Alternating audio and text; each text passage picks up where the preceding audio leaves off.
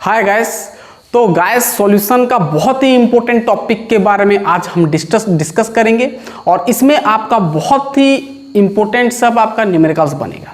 ठीक है, आप पढ़ चुके होंगे राउल्ट्स लॉ। अगर नहीं पढ़े तो हम इस लेक्चर में पूरा राउल्ट्स लॉ दोनों केस में हम पूरा पढ़ेंगे, वोलाटाइल और नॉन वोलाटाइल, है ना। तो यहाँ पर आपका वेपर प्रेशर का थोड़ा बहुत यूज होगा, यानी वेपर प्रेशर से आपका राउल्ट्स लॉ आता है। ठीक है, तो हमारा तो हेनरीज लॉ कंप्लीट हो गया है।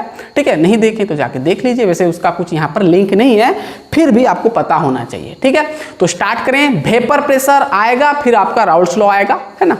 तो चलिए फटाफट स्टार्ट करते हैं। Yes, my name is Shankar Gurum and you are watching O learning point. तो चलिए देखते हैं वेपर प्रेशर। ठीक है, तो वेपर प्रेशर से आपका राउल्ट्स लॉ आएगा, धीरे धीरे आएगा, धीमे धीमे। चलिए देखते हैं हम वेपर प्रेशर। ठीक है, vapour pressure, vapour pressure note करना भाई। वेपर प्रेशर,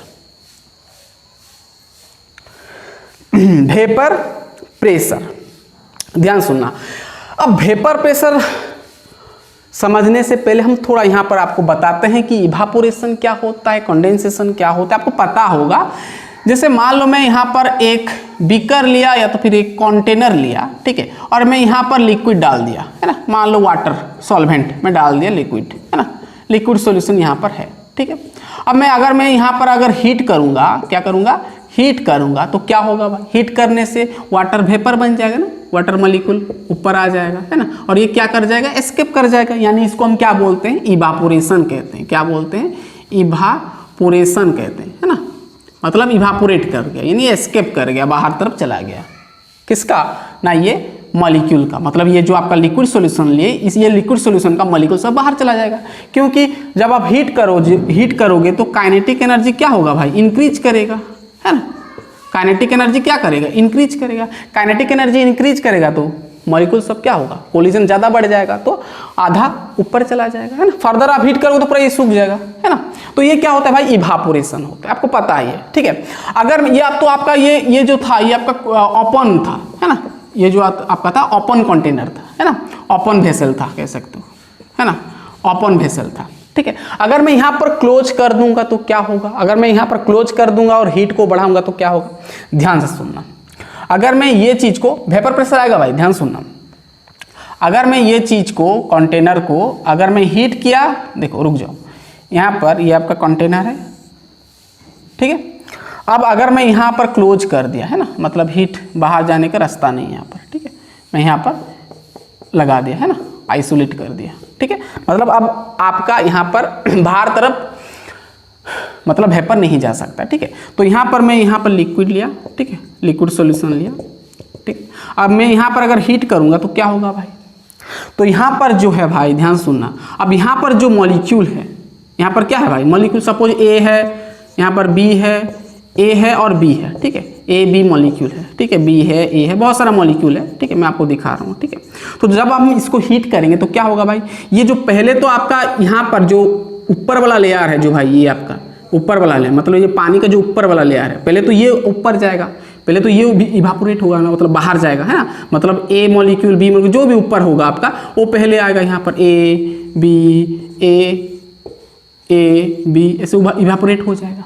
ध्यान से सुनना, हीट करेंगे तो ऊपर वाला आएगा। क्यों भाई, क्योंकि ध्यान से सुनना, ऊपर वाला लेयर ना, अब देखना यहाँ पर अगर हम बीज वाला लेयर को देखेंगे तो बीज वाला जो मॉलिक्यूल है, बीज वाला मॉलिक्यूल के चारों तरफ और भी तो मॉलिक्यूल होगा ना, ए मॉलिक्यूल है, बी मॉलिक्यूल है, तो फोर्स ऑफ अट्रैक्शन पड़ रहा है ना।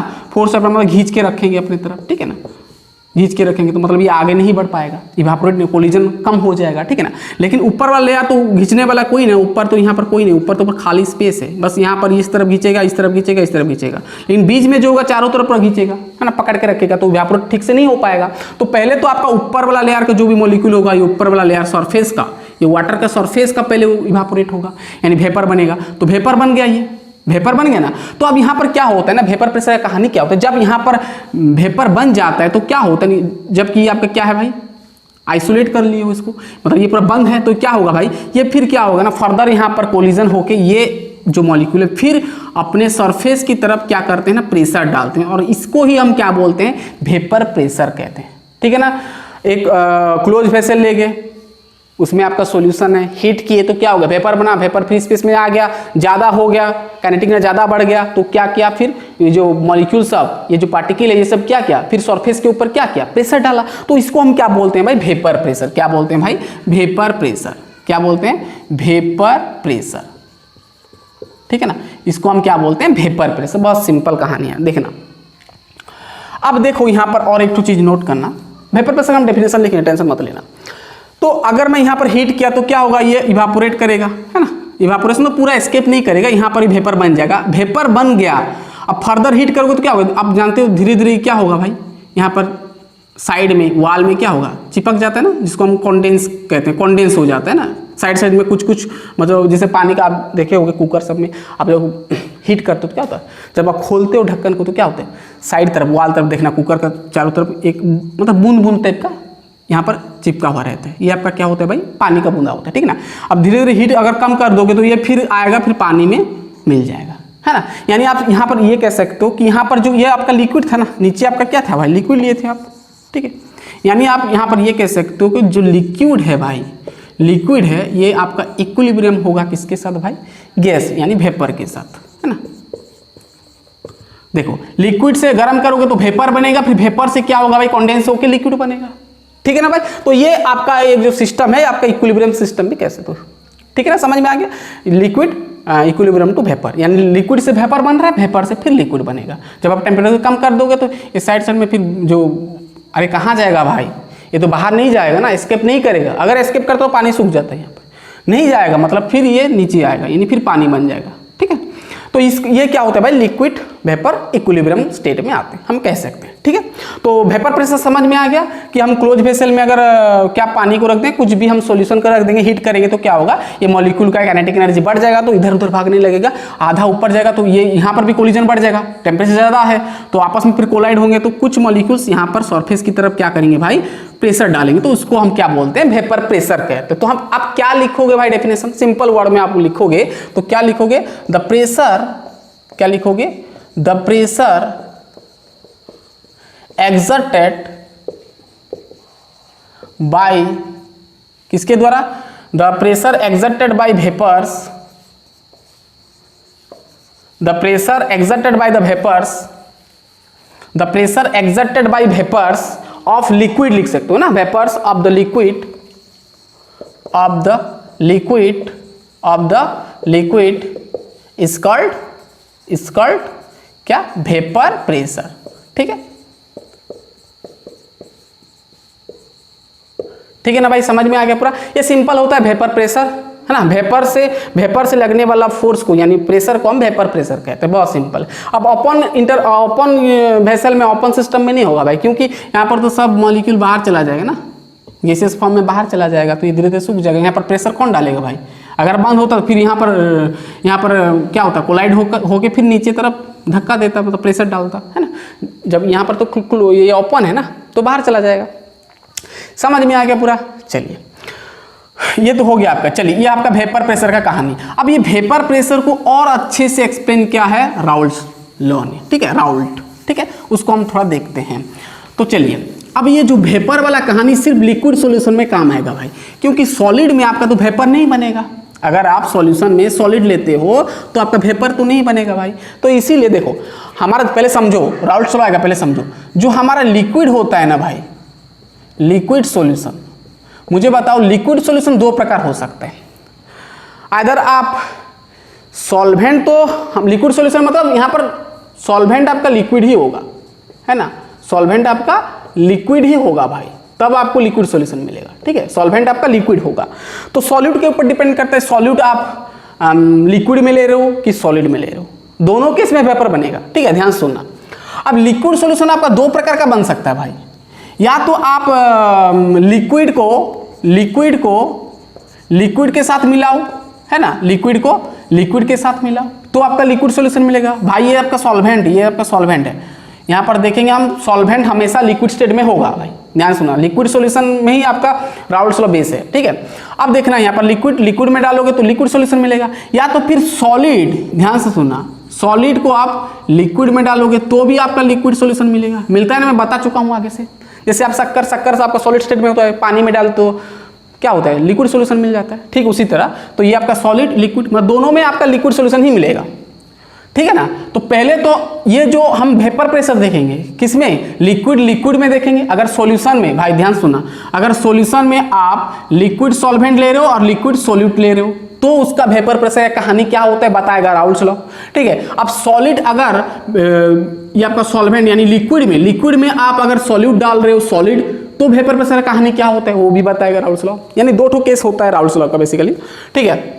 तो लिक्विड में डाल रहे हो तो जो सॉल्यूशन मिलेगा लिक्विड सॉल्यूशन मिलेगा, तो उसमें आपका वेपर प्रेशर कैसे होता है, मोल फ्रैक्शन के साथ कैसे रिलेट होता है, सब हम देखेंगे राउल्स लॉ के अकॉर्डिंग, ठीक है। तो यहाँ पर जो ये वाला सॉल्यूट है भाई, ये वाला पहला वाला सॉल्यूट है, ठीक है। सॉल्यूट लिक्विड में है और लिक्विड हमेशा सॉल्वेंट है ना, सॉल्वेंट आपका लिक्विड स्टेट में होगा। ये आपका सॉलिड है, ये भी आपका सॉल्यूट है, ठीक है, सॉलिड आपका सॉल्यूट है। तो यहाँ पर ध्यान से देखना, लिक्विड प्लस लिक्विड, तो यहाँ पर लिक्विड और लिक्विड का जो सॉल्यूशन है इसको हम क्या बोलते हैं, इसका नाम जो राउल्स लॉ, इसका जो वेपर प्रेशर जो निकालते हैं इसका नाम क्या लिखा जाता है भाई, राउल्स लॉ, ठीक है। Raoult's law for volatile, Raoult's law for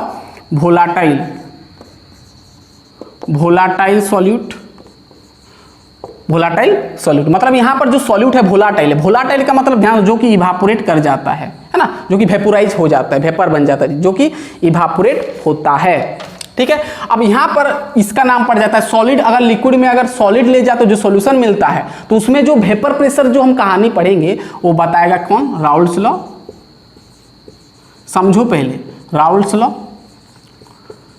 for non volatile, इसको हम कहते हैं नॉन वोलाटाइल, समझाऊंगा रुको, वोलाटाइल सॉल्यूट, ठीक है, ठीक है। जब अब देखो मैं क्या बोल रहा हूं, ध्यान से सुनना, क्या बोल, देखो यहाँ पर एक आपका जार है, ठीक है, मतलब कोई भी एक कंटेनर है। अगर यहाँ पर तो लिक्विड ही लोगे, अगर लिक्विड में अगर लिक्विड ले जाते हो तो जो वेपर प्रेशर का कहानी वो है आपका Raoult's law for volatile solute, heading देंगे हम पढ़ेंगे, ठीक है ना। तो राउल्स लॉ क्या बताता है, यहाँ पर वेपर प्रेशर का कहानी बताता है। जब आप लिक्विड सॉल्यूशन में डालते हो तो क्या होता है, यहाँ पर जब आप लिक्विड आपका सॉल्वेंट होगा और सॉलिड यहाँ पर होगा, यानी नॉन वोलाटाइल आपका आ जाएगा, है ना, नॉन वोलाटाइल आ जाए, तो वहां पर वेपर प्रेशर का कहानी क्या होगा वो भी आपका राउल्स लॉ बताएगा। यानी राउल्स लॉ का दो ठो केस है, एक तो है Raoult's law for volatile solute, यानी जब सॉल्यूशन में वोलाटाइल सॉल्यूट मौजूद होगा, यानी ये वाला लिक्विड, वोलाटाइल मतलब ध्यान सुनना, जो कि व्हिच कैन बी इवापोरेट लिख सकते हो, व्हिच कैन बी इवापोरेट, है ना, जो कि इवापोरेट हो सकता है ना। जैसे आपका बहुत सारा हो सकता है भाई, जैसे बेंजीन, मिथानॉल, फिथानॉल, वाटर, ये सब, ठीक है।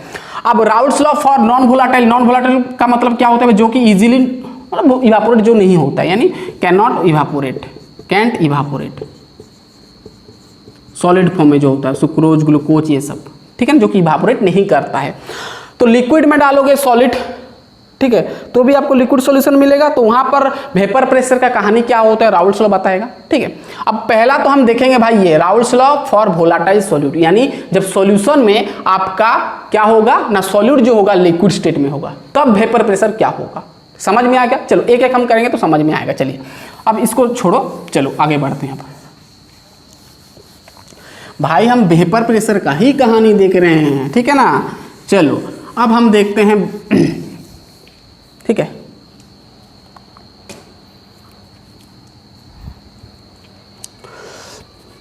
चलिए अब हम देखेंगे, ठीक है, पहला वाला केस है ना, दो ठो केस बनता है वेपर प्रेशर का। केस वन छोड़ो, मैं पहले लिख दे रहा हूं, राउल्स लॉ फॉर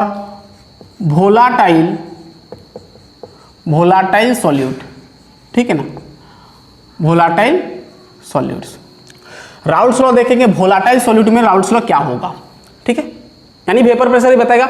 इसमें कई किताब में आपका इसको ऐसे भी लिखा होता है कि वेपर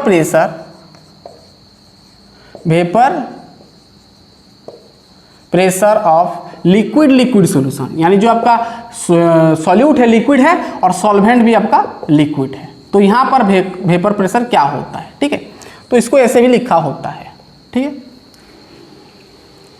समझ में आ गया पूरा। चलिए तो Raoult's law for volatile solute क्या होता है देखेंगे। ठीक है। अब इसको ध्यान से सुनना, यानी हम यहाँ पर क्या देखेंगे भाई, आपका रिएक्टेंट होगा, है ना, 2 रिएक्टेंट होगा, मतलब आपका सॉल्यूशन कैसे बनता है भाई, क्या कैसे बनता है, सॉल्यूट और सॉल्वेंट मिलकर आपका प्रोडक्ट मिलता है, यानी सॉल्यूशन मिलता है। तो यहाँ पर जो आप सॉल्यूट लोगे भाई, यहाँ पर जो आप सॉल्यूट लोगे वो क्या होगा भाई, लिक्विड स्टेट में होगा। क्या होगा, लिक्विड स्टेट में होगा, ठीक है। मान लो ये आपका ए है, सब यहाँ पर ए मॉलिक्यूल है, ठीक है, यहाँ पर सब ए मॉलिक्यूल है। अब यहाँ पर आप जो ले रहे हो सॉल्वेंट, यहाँ पर क्या है भाई, सॉल्वेंट, जो कि आपका लिक्विड स्टेट में है, ये भी ठीक है ना, लिक्विड देख रहे हो, है ना। तो ये आपका क्या है, सॉल्यूट आपका वोलाटाइल है, जो कि वोलाटाइल है ना, जो कि इवापोरेट होता है, ठीक है। अब ये आपका सॉल्वेंट है, ठीक है। अब यहाँ पर जो सॉल्यूशन मिला, दोनों को मिला लेंगे तो आपका सॉल्यूशन मिलेगा भाई ना, सॉल्यूशन तो मिलेगा ना। ये आपका क्या है भाई, सॉल्यूशन है। तो यहाँ पर ए भी मौजूद है और बी भी मौजूद है, ठीक है, ए भी है बी भी है, सब मिला हुआ है, ठीक है, मिक्सचर है पूरा, ठीक है ना। तो यहाँ पर अब ये सॉल्यूशन में क्या होगा, वेपर प्रेशर का कहानी हम देखेंगे, ठीक है, समझ में आ गया, ठीक है। तो Raoult's law for volatile solute का क्या होता है, उसका लॉ क्या है, तो पहले इसको लिख लो, है ना। यहाँ पर हम वेपर प्रेशर देखेंगे, ये बंद है भाई, ये बंद है, ठीक है। अब मुझे बताओ यहाँ पर क्या है भाई, ए मॉलिक्यूल है, तो ए में जो वेपर बनेगा ऊपर आएगा, ए सब है ना, ऊपर आएगा, तो यहाँ पर वेपर प्रेशर डालेगा ना, प्रेशर डालेगा कि नहीं नीचे तरफ। तो यहाँ पर सिर्फ ए मॉलिक्यूल है, इसलिए इसको हम क्या बोलते हैं, P0A बोलते हैं। क्या बोलते हैं, P0A, मतलब सिर्फ यहाँ पर ए मॉलिक्यूल ही प्रेशर डाल रहा है सरफेस के ऊपर, सॉलिड के ऊपर, जो आपका सॉलिड ये आपका सॉल्यूशन है ना। अब यहाँ पर क्या है भाई, यहाँ पर सब बी है, यहाँ पर क्या बी मॉलिक्यूल है, तो यहाँ पर बी ही प्रेशर डालेगा नीचे तरफ, छोटा करके मैं दिखा रहा हूँ, यहाँ पर बी है तो बी ही सरफेस के ऊपर प्रेशर डालेगा, तो उसको हम क्या बोलेंगे, P0B बोलेंगे। यहाँ पर सुनना, P0A क्या होता है भाई ना, वेपर प्रेशर ऑफ प्योर ए मतलब आपका सॉल्यूट, है ना। और जैसे P0B को हम क्या बोलेंगे ना, vapour pressure of pure B बोलेंगे, ठीक है ना। तो ये जो सिंबल है थोड़ा ध्यान देना भाई, P0A का मतलब vapour pressure of pure, not लगा देते हो प्योर हो जाता है, ठीक है ना। अब यहाँ पर लॉ क्या बोलता है, लॉ आएंगे देखना, अब लॉ क्या बोलता है, इतना समझ में आ गया ना। चलो अब लॉ हमको पढ़ना है, क्या क्या हम पढ़ा रहे हैं, चलिए ये सब कहानी यूज होगा ना, इसलिए मैं आगे आपको बता दिया। चलिए क्या बोलता है लॉ, इसको मिटाएंगे, चलिए क्या बोलता है लॉ, अब सुनना। लॉ क्या बोलता है, सिंपल भाई, क्या बोलते हैं ना, partial pressure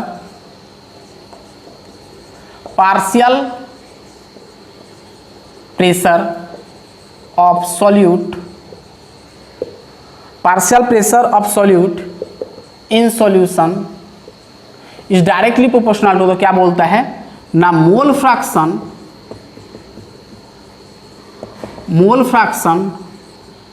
of that solute, आप सॉल्वेंट भी लिख सकते हो, है ना, mole fraction of that solute present in solution, ठीक है ना। ये सिंपल भाई आपका राउल्ट्स लॉ है। क्या बोलता है, partial pressure of solute in solution directly proportional to the mole fraction of that component, कह सकते हो सॉल्वेंट और सॉल्यूट कुछ भी हो सकता है। चलिए क्या बोलता है, ध्यान से सुनना, कि अगर आपके पास क्या है भाई, सॉल्यूशन है, क्या सॉल्यूशन है भाई, यहाँ पर ए बी मिक्सचर है, ए बी है बी बी है, ए बी है बी बी है ना, पूरा मिक्सचर है, ठीक है, ए है बी है यहाँ पर सॉल्यूशन, मतलब ए बी को पूरा मिला दिए। हम आगे बताए, मतलब यहाँ पर जो सॉल्यूट और सॉल्वेंट है भाई, सॉल्यूट है और क्या है, और सॉल्वेंट है, और दोनों क्या है, लिक्विड स्टेट में, तो दोनों का वेपर बनेगा भाई, क्योंकि दोनों वोलाटाइल है, तो वेपर बनेगा, तो ए का भी वेपर बनेगा, बी का भी बनेगा, ए का भी बनेगा, बी का भी बनेगा, सबका बनेगा, तो सब अपना अपना फोर्स डालेंगे, है ना, सरफेस के ऊपर प्रेशर डालेंगे, तो सबका अपना अपना प्रेशर होगा। तो राउल्ट्स लॉ क्या बोलता है कि पार्शियल प्रेशर, ध्यान से ना, पार्शियल वेपर प्रेशर लिख दो, पार्शियल प्रेशर और पार्शियल वेपर, चलिए पार्शियल वेपर लिख दो, पार्शियल वेपर, ठीक है। Partial vapour pressure of solute, यानी जो आपका सॉल्यूट है, सॉल्यूट या सॉल्वेंट हो सकता है, मैं सॉल्यूट लिखा हूं, तो सॉल्यूट आपका ए है, तो partial vapour pressure of solute, partial मतलब इंडिविजुअल, एक का मतलब ए, सिर्फ एक मॉलिक्यूल का, ए मॉलिक्यूल का पार्शियल खुद का ए का मतलब सिर्फ ए का कितना प्रेशर पड़ रहा है, किसके ऊपर, ये सरफेस के ऊपर, सॉल्यूशन का सरफेस के ऊपर कितना प्रेशर पड़ रहा है, वो आपका डायरेक्टली प्रोपोर्शनल होता है mole fraction of that solute, मतलब ए का पार्शियल प्रेशर डायरेक्टली प्रोपोर्शनल, जो आपका सॉल्यूशन में कितना number of moles of A present है सॉल्यूशन में, उसके साथ प्रोपोर्शनल होता है।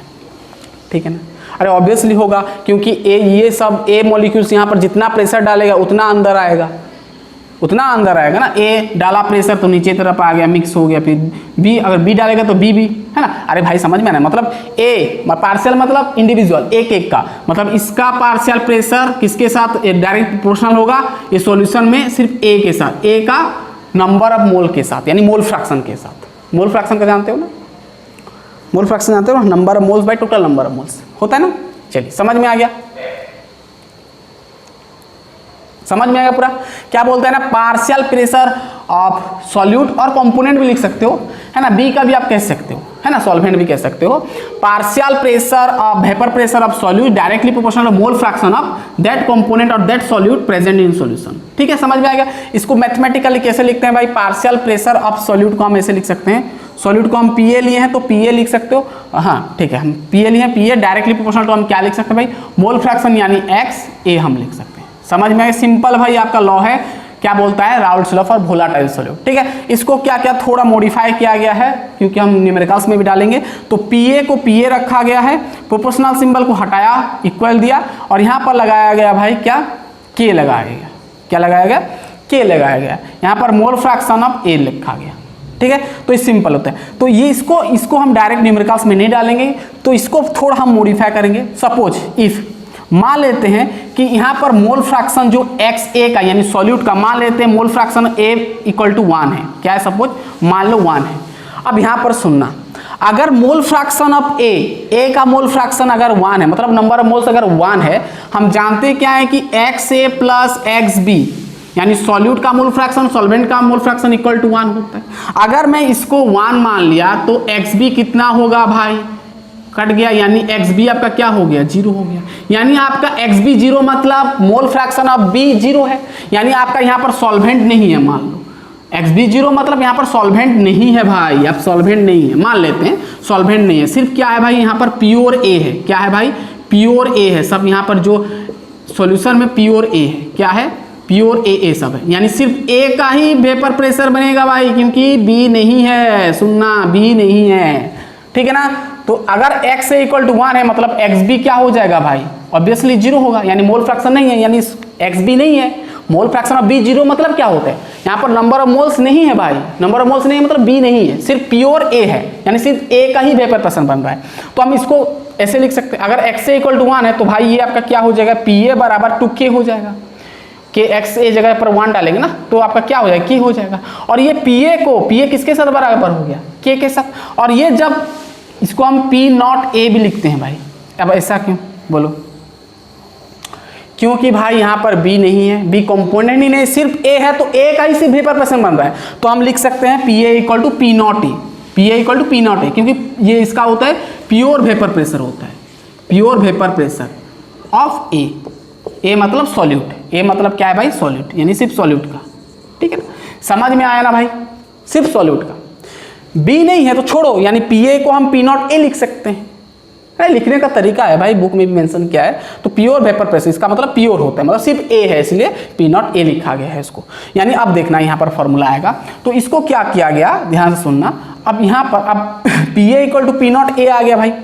अब ध्यान से सुनना, अब यहाँ पर देखो तो अगर मैं यहाँ पर लिखूंगा पी ए इक्वल टू के जगह पर देखो के इंटू 1 के जगह पर हम क्या लिख सकते हैं भाई, पी नॉट ए लिख सकते हैं। तो हम इसको लिख सकते हैं पी नॉट ए और मोल फ्रैक्शन ऑफ ए लिख सकते हैं। तो दिस इज योर बहुत इंपॉर्टेंट फॉर्मूला भाई, नोट करना, ये नोट करना, ये न्यूमेरिकल्स में हम डालेंगे ज़्यादातर। P A equal to P not A X A, और ये भी आपका राउल्ट्स लॉ भी बोल सकते हो, इसको क्या बोल सकते हो, partial vapour pressure of each component कह सकते हो, is directly proportional is equal to mole fraction of that component into partial vapour pressure of A, pure partial vapour pressure of A कह सकते हो। ठीक है ना, ये भी आप डेफिनेशन कह सकते हो, इसको नोट करना भाई। चलिए हो गया, समझ में आ गया पूरा, इसको नोट करना, फॉर्मूला है, मिटा देंगे इसको। चलिए फॉर्मूला नोट करना, फिर न्यूमेरिकल्स हम करेंगे। चलिए समझ में आ गया पूरा। राउल्ट्स लॉ क्या बोलता है कि एक क्या बोलता है, partial vapour pressure of each component, ऐसे भी आप लिख सकते हो भाई, मैं सॉल्यूट सिर्फ बताया आपको, ठीक है ना, ये directly proportional to the mole fraction of that component और दैट सॉल्यूट और सॉल्वेंट, कुछ भी आप लिख सकते हो। समझ में आया पूरा? ठीक है, ठीक है ना। चलो देखो, अब मैं अगर यहां पर, अब सपोज नोट करना, यहां पर एक चीज नोट करना भाई, अगर आप सॉल्यूशन का टोटल वेपर प्रेशर निकाल रहे हो, अगर मान लो सॉल्यूशन में, ये तो क्लोज है भाई, सॉल्यूशन में आपका ए और बी कंपोनेंट, ए है और प्लस बी है, दोनों कंपोनेंट है, तो दोनों का वेपर प्रेशर बनेगा कि नहीं बनेगा? ए का भी बनेगा, बी का भी बनेगा। तो अगर हम यहाँ पर फॉर, यहाँ पर लिख देना नोट में, for two components, for to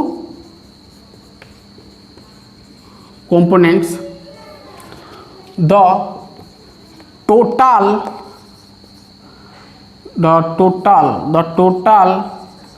vapour pressure of solution is, क्या हो जाएगा भाई? अगर आपके पास सॉल्यूशन है और सॉल्यूशन में दो कंपोनेंट है, वोलेटाइल है, तो दोनों का अगर आप टोटल निकालोगे क्या, दोनों को ऐड कर देना भाई। तो यहाँ पर मैं क्या ऐसे लिख सकता हूँ, partial vapour pressure of A equal to, अभी मैं बताया क्या लिख सकता हूँ, P not A mole fraction of A लिख सकता हूँ, ठीक है। अब पी बी का निकालेंगे, दोनों का निकालेंगे, ठीक है, तो पी बी को हम ऐसे लिख सकते हैं, P naught B X B लिख सकते हैं, ठीक है। अब हमको क्या चाहिए, टोटल वेपर प्रेशर, क्या चाहिए भाई, total vapour pressure of solution चाहिए, है ना। तो total vapour pressure of solution को पीएस लिख दो, ठीक है। पीएस इक्वल टू क्या हो जाएगा भाई, टोटल वेपर प्रेशर सॉल्यूशन, तो दोनों को ऐड कर दें डाल्टन्स लॉ के अनुसार, तो पीए प्लस पीबी कर देंगे, ठीक है। तो पीए क्या है भाई, ये है आपका P not A X A plus P naught B X B लिख सकते हैं, ठीक है। अब देखो यहाँ पर पी नॉट ए को हम पी नॉट ए लिख सकते हैं, क्या मैं एक्स ए को लिख सकता हूँ, देखो हम क्या जानते हैं भाई, X A plus X B equal to 1, तो अगर मैं यहाँ पर एक्स ए को रख दूंगा भाई, तो 1 माइनस एक्स बी लिख सकता हूँ ना एक्स ए को, यानी इसको हम जीटा बोलते हैं ना, तो हम क्या लिख सकते हैं इसके जगह पर भाई 1 माइनस जीटा बी लिख सकता हूँ ना भाई, ठीक है, प्लस यहाँ पर देखो पी नॉट बी आपका जीटा बी। समझ में आया? ठीक है, इसको मैं फॉर्मूला बना रहा हूं, चलिए ये वाला हो गया ना, मिटा देंगे इसको भाई, इसको मिटा देते हैं। चलिए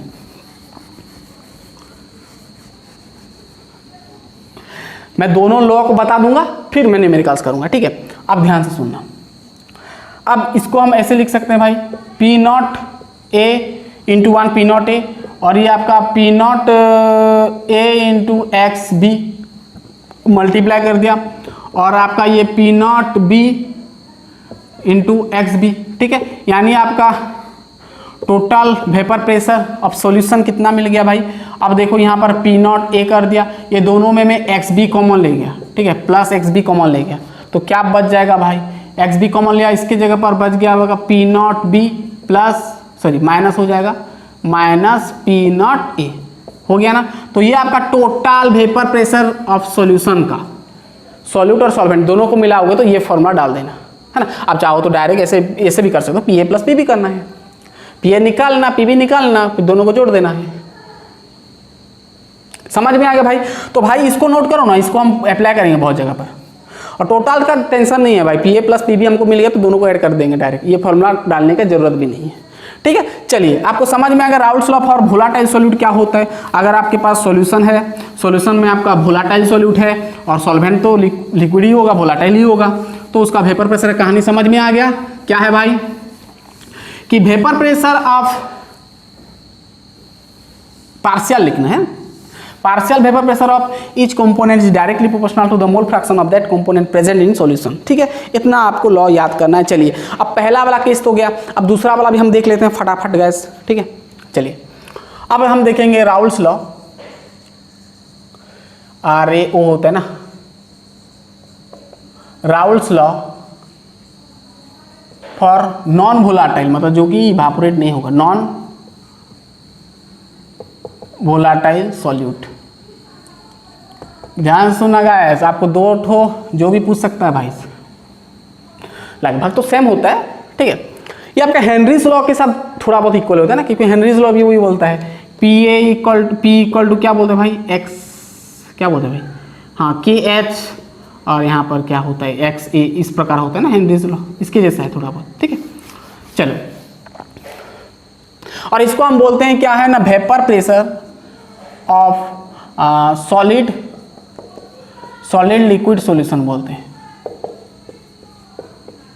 ठीक है ना। ये भी बोलते हैं भाई, आप देखिए होगी किताब में लिखा होता है vapour pressure of solid liquid solution, यानी जो आपका सॉल्यूट है सॉल्वेंट में, सॉलिड में होगा, और सॉल्वेंट तो लिक्विड में ही होगा भाई, ठीक है, तभी तो आपको लिक्विड सॉल्यूशन मिलेगा। तो इसका कहानी देखो, हम यहाँ पर क्या देखेंगे, किस प्रकार देखेंगे, और आपका सॉल्यूट क्या होगा, सॉल्वेंट क्या होगा। सॉल्यूट आपका सॉलिड होगा, सॉल्वेंट लिक्विड होगा, यानी सॉलिड आपका क्या होगा, ये आपका सॉल्यूट है जो कि लिक्विड, जो आपका सॉलिड स्टेट में है, ठीक है। सॉल्यूट आपका सॉलिड स्टेट में है, यानी आपका सॉलिड स्टेट में है, ठीक है। सपोज मान लेते हैं ये सॉलिड को हम बी मान लेते हैं, क्या मान लेते हैं, बी मान लेते हैं, यानी यहाँ पर बी मैं लिख दूंगा, ए नहीं लिखूंगा, ए को मैं सॉल्वेंट ले लूँगा, ठीक है। यहाँ पर बी मौजूद है, यानी बी आपका सॉल्यूट है जो कि सॉलिड फॉर्म में, यहाँ पर बी है भाई, यहाँ पर बी है। तो मुझे बताओ, ये तो सॉलिड स्टेट में तो ये इवापोरेट कर गया था, सॉल्यूट है यानी नॉन वोलाटाइल होता है भाई, ये नॉन वोलाटाइल मतलब इसका वेपर नहीं बनेगा, है ना। यहाँ पर नो वेपर, यहाँ वेपर नहीं बनेगा, ठीक है। अब इसके साथ हम क्या देंगे भाई, क्या मिलाएंगे, लिक्विड को मिलाएंगे जो कि आपका सॉल्वेंट होता है, ठीक है। ये आपका होता है, ठीक है। यहाँ पर क्या है भाई, ए है, ठीक है, ए आपका सॉल्वेंट है, क्या है भाई, सॉल्वेंट है। तो सॉल्वेंट आपका लिक्विड स्टेट में है भाई, अरे भाई दिस इज योर क्या, सॉल्वेंट है, ठीक है। और सॉल्वेंट ज़्यादातर इवापोरेट करता है, तो ये आपका क्या होता है भाई, ये आपका लिक्विड में है ना, तो लिक्विड में तो इवापोरेट करेगा ही। तो यहाँ पर आपका वेपर प्रेशर पी भी आप लिख सकते हो, pure vapour pressure B equal to 0, है ना, क्योंकि वेपर प्रेशर नहीं बन रहा है, ठीक है। अब यहाँ पर ए का तो वेपर प्रेशर बनेगा भाई, जो भी हो बनेगा, ठीक है, ठीक है, बनेगा कि नहीं बनेगा, वेपर प्रेशर बनेगा। तो इसको हम क्या बोल सकते हैं, प्योर वेपर प्रेशर आप ये बोल सकते हैं, क्योंकि प्योर है, ए है सिर्फ, बी तो नहीं है। बी के अब यहाँ पर मिलाएंगे तो बी आएगा भाई। अब यहाँ पर थोड़ा बहुत कहानी सुनना, अब यहाँ पर ए भी आएगा, बी भी आएगा, ए भी आएगा, बी भी आएगा, ए भी आएगा, मिक्सचर आएगा भाई। सॉल्यूट को डाल दिया ना, सॉल्यूशन मिल गया, ये आपका सॉल्यूशन होता है भाई, ठीक है ना। अब ये पूरा सॉल्यूशन है भाई, ए बी बहुत है, ठीक है। अब यहाँ पर तो वेपर बनेगा, अब सुनना, वेपर तो बनेगा, तो वेपर अब सोचो किसका बनेगा भाई, सिर्फ बी का बनेगा, सिर्फ ए का बनेगा भाई, सिर्फ ए का बनेगा, क्योंकि इसका ही वेपर बन रहा है। तो मिला दोगे तो ये तो सॉलिड स्टेट में है ना भाई, आपका सॉलिड में है, ये आपका सॉलिड में है ना भाई, जो कि नॉन वोलाटाइल है, इसका इवापोरेट नहीं होगा, यानी ये आपका वेपर नहीं बनेगा, लेकिन यहाँ पर जितना वेपर बन रहा है सॉल्यूशन में जाकर थोड़ा कम बनेगा। क्यों कम बनेगा भाई, क्योंकि देखो यहाँ पर ए जगह पर बी आ गया है ना, ए जगह पर ये सॉल्यूशन में बी आ गया, यानी स्पेस थोड़ा कम हो गया भाई। यहाँ पर ए है, बी है, तो यहाँ पर अगर हम यहाँ पर देखेंगे गौर से, देखो यहाँ पर तो सरफेस में जो वाटर का यानी जो सॉल्वेंट का जो सरफेस में सब ए है, लेकिन यहाँ पर क्या होगा भाई, मिक्सचर ले रहे हैं, यानी ए भी होगा बी भी होगा भाई, ए बी इस प्रकार होगा। तो देखो ए अगर यहाँ पर भी ए होता तो ज़्यादा वेपर बनता, यहाँ पर बी आ गया, यानी फोर्स ऑफ अट्रैक्शन बढ़ गया, मतलब इसको पकड़ के रखे, ज़्यादा वेपर बनने को नहीं देगा, है ना, छेक देगा इसको। यानी यहाँ पर देखो बी सरफेस में आ गया, तो यहाँ पर सरफेस में कम है, एक दो तीन ठो, देखो ये 3 ठो, यहाँ पर तो ज़्यादा होगा भाई, क्योंकि भाई सरफेस में सब यहाँ पर ए है, लेकिन यहाँ पर बी है, बी ए बी है, तो ए थोड़ा होगा।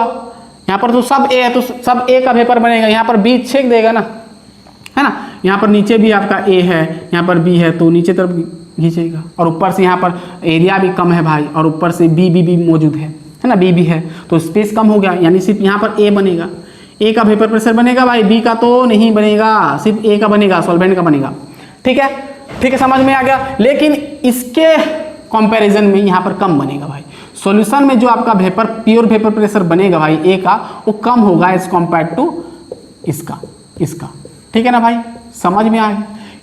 क्यों इसमें ज़्यादा बनेगा, क्योंकि यहाँ पर सिर्फ प्योर है ए, यहाँ पर ए का तो बन रहा है, लेकिन सॉल्यूट भी बीच में आ जा रहा है, यानी आपका ये सॉल्यूट यानी सॉलिड भी बीच में आ जा रहे हैं, ठीक है ना, ठीक है। तो यहाँ पर आपका वेपर प्रेशर कम बनेगा, लेकिन बनेगा सिर्फ सॉल्वेंट का, ठीक है, समझ में आ गया। तो यहाँ पर आपका राउल्ट्स लॉ क्या बोला है ये केस में, यानी ये सॉल्यूशन केस में जो वेपर प्रेशर बनेगा किसका, सॉल्वेंट का ही बनेगा। तो वही चीज आपको यहाँ पर बोलता है, लेकिन यहाँ पर कंपोनेंट यूज नहीं करता है। कंपोनेंट बोलने से ए बी दोनों हो जाएगा, यहाँ पर सिर्फ सॉल्वेंट यूज किया है राउल्ट्स ने, ठीक है ना, राउल्ट ने।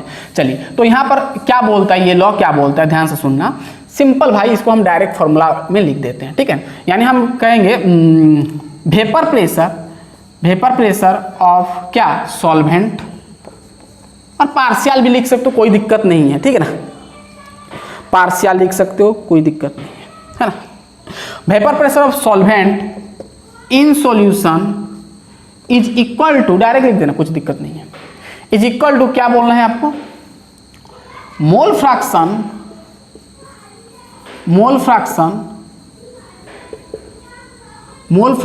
Of solvent in solution into क्या होता है ना, pure vapour pressure of solvent, ठीक है ना। ये सिंपल फॉर्मूला याद रख लेना, ठीक है। Pure vapour pressure of solvent मतलब इसका प्योर वेपर प्रेशर के साथ इक्वल होता है। यानी सिंपल इसको मैथमेटिकली लिखो, वेपर प्रेशर ऑफ सॉल्वेंट यानी क्या लिखोगे भाई, P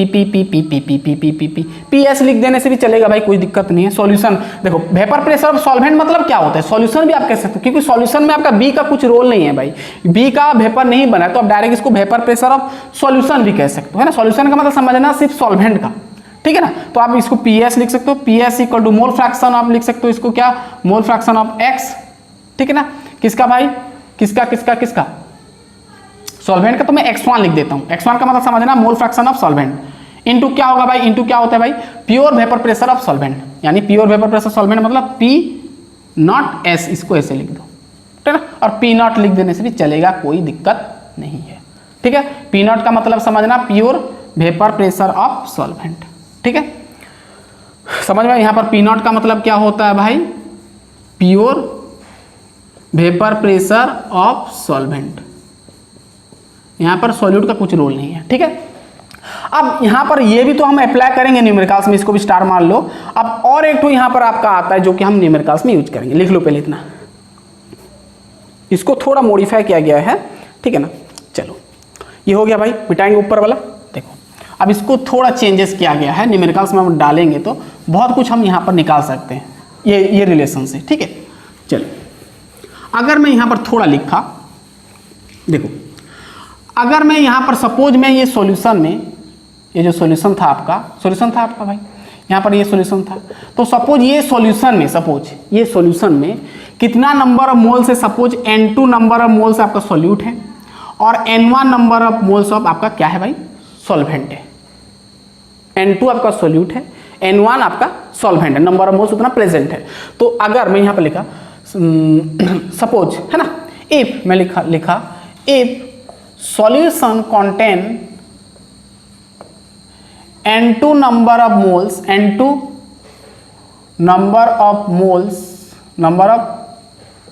moles of solute dissolve in N1 number of moles of solvent, ठीक है। तो यहां पर अगर मैं मोल फ्रैक्शन ऑफ द सॉल्वेंट निकालूंगा तो क्या होगा भाई, अगर ये सॉल्यूशन में N2 number of mole solute है और N1 number of moles of solvent है, अगर मैं सॉल्वेंट यानी N1 का मैं number of moles mole fraction निकालूंगा तो क्या होगा भाई, मोल फ्रैक्शन में यहां पर अगर लिखूंगा मोल फ्रैक्शन, न्यूमेरिकल्स आएगा भाई, टेंशन मत, पहले कॉन्सेप्ट को स्ट्रांग बना लो। मोल फ्रैक्शन ऑफ सॉल्वेंट अगर मैं लिखूंगा, suppose mole fraction of solvent हम इसको लिए हैं x1 को, तो x1 इक्वल टू मैं क्या लिख सकता हूं भाई, मोल फ्रैक्शन का फॉर्मूला क्या होता है, नंबर ऑफ मोल्स होता है, तो नंबर ऑफ मोल्स ऑफ किसका भाई, सॉल्वेंट का, यानी N1 by total number of moles यानी N1 प्लस N2 लिख सकता हूं, ठीक है ना भाई, समझ में आ रहा है, ध्यान सुनना। अब x1 जगह पर ये डालो, चलो इसको मिटाया, इसको थोड़ा चेंज किया गया है, ठीक है ना, तब हम कोलिगेटिव प्रॉपर्टी भी यहां पर एक ठो आ जाएगा, ठीक है, ध्यान सुनना।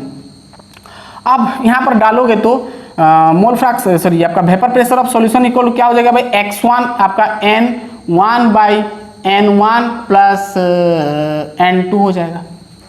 आएगा कि नहीं, आएगा कि नहीं आएगा। अब नहीं तो ऐसे करो ना, इसको ये थोड़ा ना ये रिलेशन को ऐसे चेंज कर दो, ये इसको इधर ले आओ, तो ये आपका हो जाएगा PS/P0 हो जाएगा इक्वल टू x1 हो जाएगा ना। तो ये रिलेशन में ना डाल दो इसको, ठीक है। तो इसको मैं मिटाया, ठीक है। तो यहाँ पर क्या हो जाएगा भाई, PS/P0 इक्वल टू बचेगा क्या भाई x1, और x1 का वैल्यू ये डाल दो N1/N1 प्लस N2, ठीक है ना भाई, इतना समझ में आया। चलो इसको मिटाया। अब मैं क्या किया, दोनों तरफ में 1 को माइनस कर दिया, ठीक है ना, 1 से माइनस कर दिया, ठीक है। मैं यहाँ पर लिखा भाई सब्सट्रैक्टिंग, माइनस कर सब्सट्रैक्टिंग 1, सब्सट्रैक्टिंग फ्रॉम बोथ लिख दो, सब्सट्रैक्टिंग बोथ फ्रॉम 1, ठीक है। 1 से दोनों तरफ में सब्सट्रैक्ट कर दिया है ना, 1 से इसको माइनस कर दिया PS/P0, यहाँ से भी 1 से माइनस किया, ठीक है, N1 प्लस N2 कर दिया, ठीक है। अब सुनना यहाँ पर इसको एलसीएम ले जाओगे तो P0 हो जाएगा, और नीचे क्या हो जाएगा, ये आपका P0 माइनस PS हो जाएगा, होगा ना।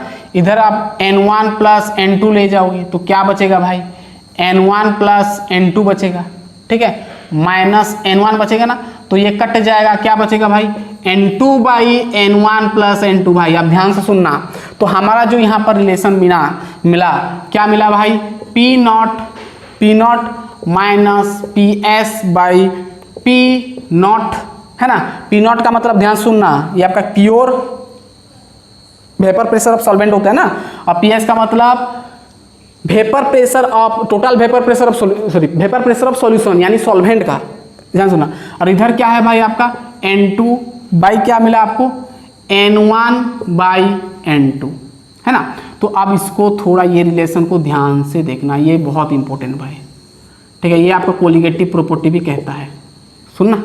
हो गया, हो गया, ठीक है ना। अब ध्यान से सुनना, अब यहाँ पर ये समझ में आएगा, पूरा डेरिवेशन समझ में आ गया पूरा, इसको नोट करना भाई। और यहाँ पर जो एक फॉर्मूला बताया था उसको नोट करना, पहला वाला डार्सो केस का फॉर्मूला याद रख लेना, इसको याद रख लेना, ठीक है। ये फिर आगे हम बहुत डिस्कस करेंगे, इसको हो गया, मिटाएंगे।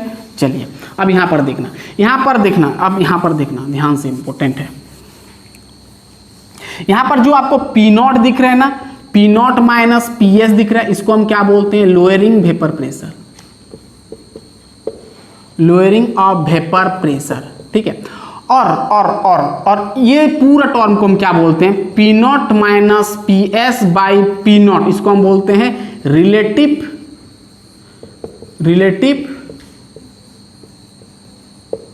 Lowering in vapour pressure. भाई ये बहुत, इसको हम कोलिगेटिव प्रॉपर्टी पे कहते हैं, आगे पढ़ेंगे कोलिगेटिव प्रॉपर्टी क्या होता है, हम बाद में डिस्कस करेंगे, ठीक है ना। समझ में आएगा। P0 माइनस PS का मतलब क्या होता है, लोअरिंग ऑफ वेपर प्रेशर। मतलब क्या होता है भाई, लोअरिंग का मतलब है कम होना ऑफ वेपर प्रेशर, यानी लोअरिंग ऑफ वेपर मतलब P0 का मतलब क्या होता है भाई, P0 का मतलब जो हम यहाँ पर बताए थे ना भाई, ये आपका सॉल्वेंट था, ये आपका सॉल्वेंट था जो कि AA था सब, है ना, जो कि प्योर में आपको वेपर प्रेशर मिला, है ना, प्योर वेपर प्रेशर मिला P0A।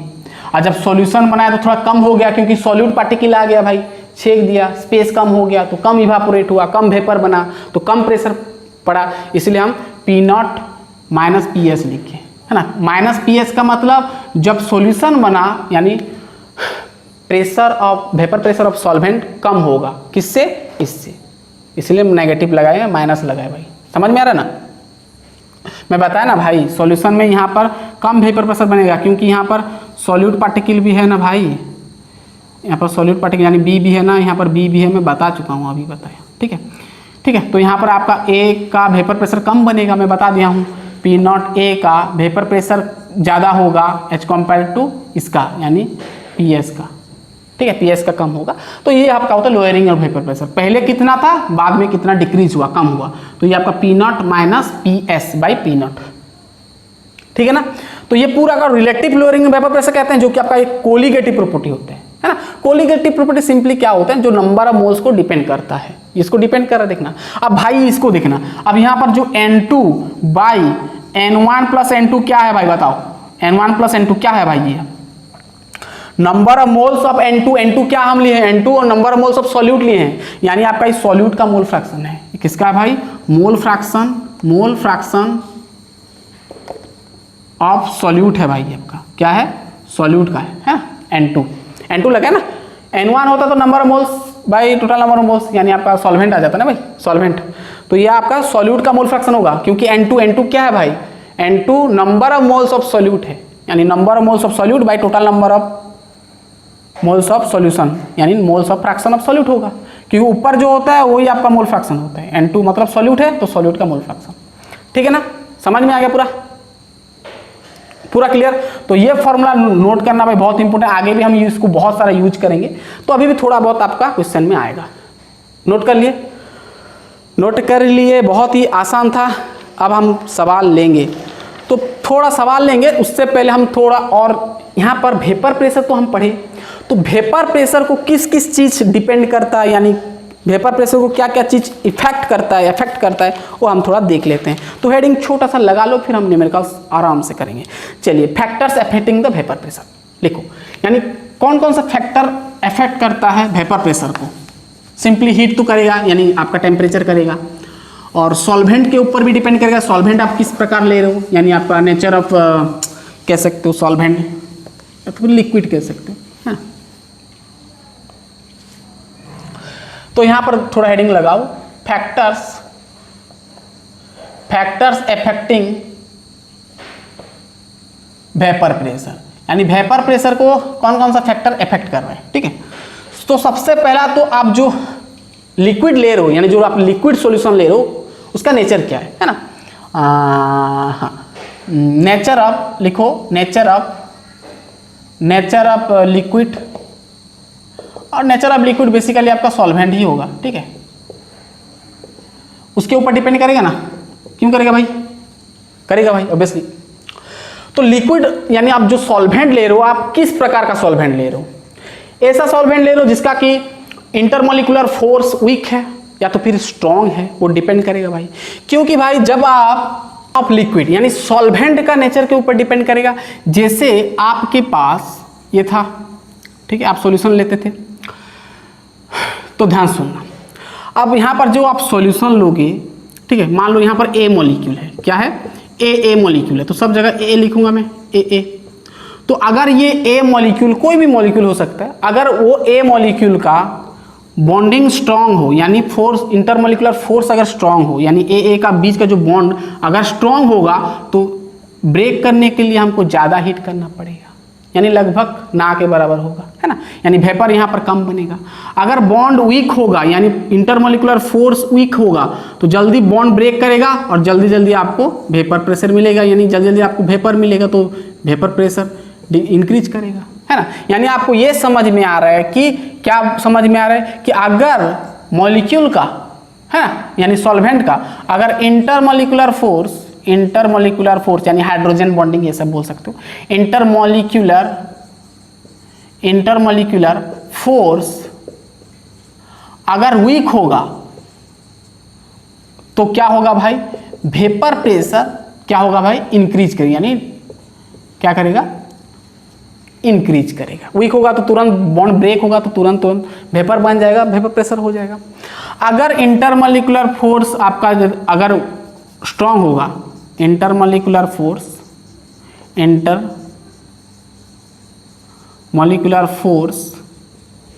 अगर स्ट्रांग होगा भाई, तो क्या होगा भाई, वेपर प्रेशर क्या होगा, डिक्रीज करेगा, कमेगा ना। अगर स्ट्रांग होगा तो ए बॉन्डिंग बहुत स्ट्रांग होगा, तो हमको ज़्यादा हीट देना पड़ेगा, बहुत कम आपका वेपर बनेगा, ठीक है ना। टूटेगा तब तो कोलिजन होगा, तब तो वेपर बनेगा। अगर वीक होगा तो तुरंत टूट जाएगा, तुरंत वेपर बन जाएगा, तुरंत आपको वेपर प्रेशर मिल जाएगा। अगर स्ट्रांग होगा तो वेपर प्रेशर कम मिलेगा, ठीक है ना, समझ में आ गया पूरा क्लियर। जैसे एग्जांपल में अगर मैं लिखूंगा, जैसे आपका डाईइथाइल ईथर होता है ना, डाईइथाइल ईथर, ठीक है, जो कि बुक में भी लिखा है डाईइथाइल ईथर, और आपका एसीटोन, इथाइल एल्कोहल, ध्यान सुना, और आपका वाटर, ठीक है। अब ये चारों में अगर कंपैरिजन करोगे तो डाईइथाइल ईथर का वेपर प्रेशर ज़्यादा होता है एज कम्पेयर टू दिस, ठीक है ना, ज़्यादा होता है, ठीक है। यानी वाटर का वेपर प्रेशर बहुत कम होता है, क्यों, क्योंकि भाई वाटर में मोर हाइड्रोजन बॉन्डिंग आ जाता है जबकि यहाँ पर कम होता है। ठीक है, तो ये सिंपल भाई। अगर इसका ग्राफ देखोगे तो भाई सबसे पहले आपका क्या आएगा, डाईइथाइल ईथर आता है। ठीक है ना, तो यहाँ पर इंटरमोलिकुलर फोर्स आपका बहुत वीक होता है, वीकेस्ट होता है सबसे, यहाँ पर इंटरमोलिकुलर फोर्स बहुत कम होता है, यानी इथर इथर के बीच का बॉन्ड जो आपका हाइड्रोजन बॉन्डिंग होता है बहुत वीक होता है। ठीक है, अगर इसको आप ग्राफ में देखोगे, ये आपका टेम्परेचर वर्सेस वेपर प्रेशर अगर देखोगे तो सबसे पहले आता है आपका डाईइथाइल ईथर, डाईइथाइल मतलब C2H5OC2H5। ठीक है, फिर नीचे आता है आपका एसीटोन आता है। एसीटोन पता है ना भाई क्या होता है भाई, एसीटोन CH3COCH3। ठीक है, फिर नीचे आपका आता है भाई क्या, इथाइल एल्कोहल यानी C2H5OH आता है। फिर नीचे आपका आता है क्या भाई, H2O आता है। ठीक है, समझ में आ गया पूरा क्लियर।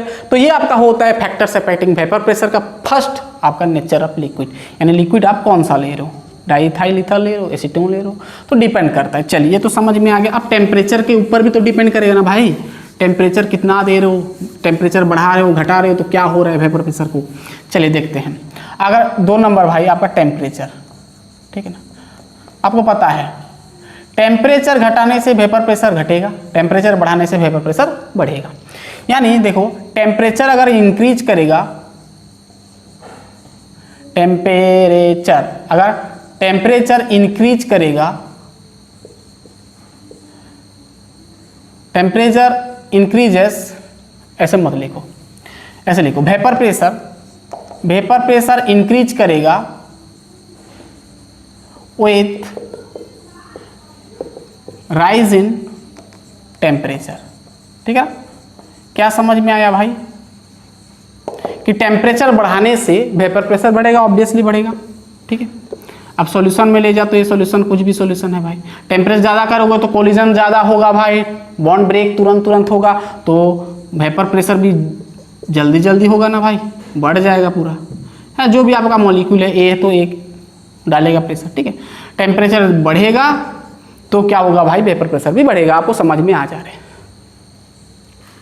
टेम्परेचर बढ़ाओगे बॉन्ड तुरंत मॉलिक्यूल का ब्रेक करेगा, तुरंत कोलाइजन होगा, फिर वेपर प्रेशर बन जाएगा, है ना। यानी आपको क्या समझ में आया, वेपर प्रेशर आप बढ़ता है कब, जब टेम्परेचर को आप क्या करते हो, बढ़ाते हो, है ना, हीट ज़्यादा देते हो। समझ में आ गया पूरा। चलिए अब यहाँ पर एक तो चीज़ आता है कि ये टेम्परेचर का जो वेपर प्रेशर का जो लिंक है उसको एक टर्म में एक्सप्रेस किया जाता है, एक इक्वेशन में एक्सप्रेस किया जाता है, जो कि आपका वो इक्वेशन का नाम होता है क्लेसियस-क्लैपेरॉन इक्वेशन। क्या होता है भाई, क्लेसियस-क्लैपेरॉन इक्वेशन भाई, क्या होता है, ठीक है ना। यानी जो आपका जो effect of vapour pressure on temperature, effect of vapour pressure on temperature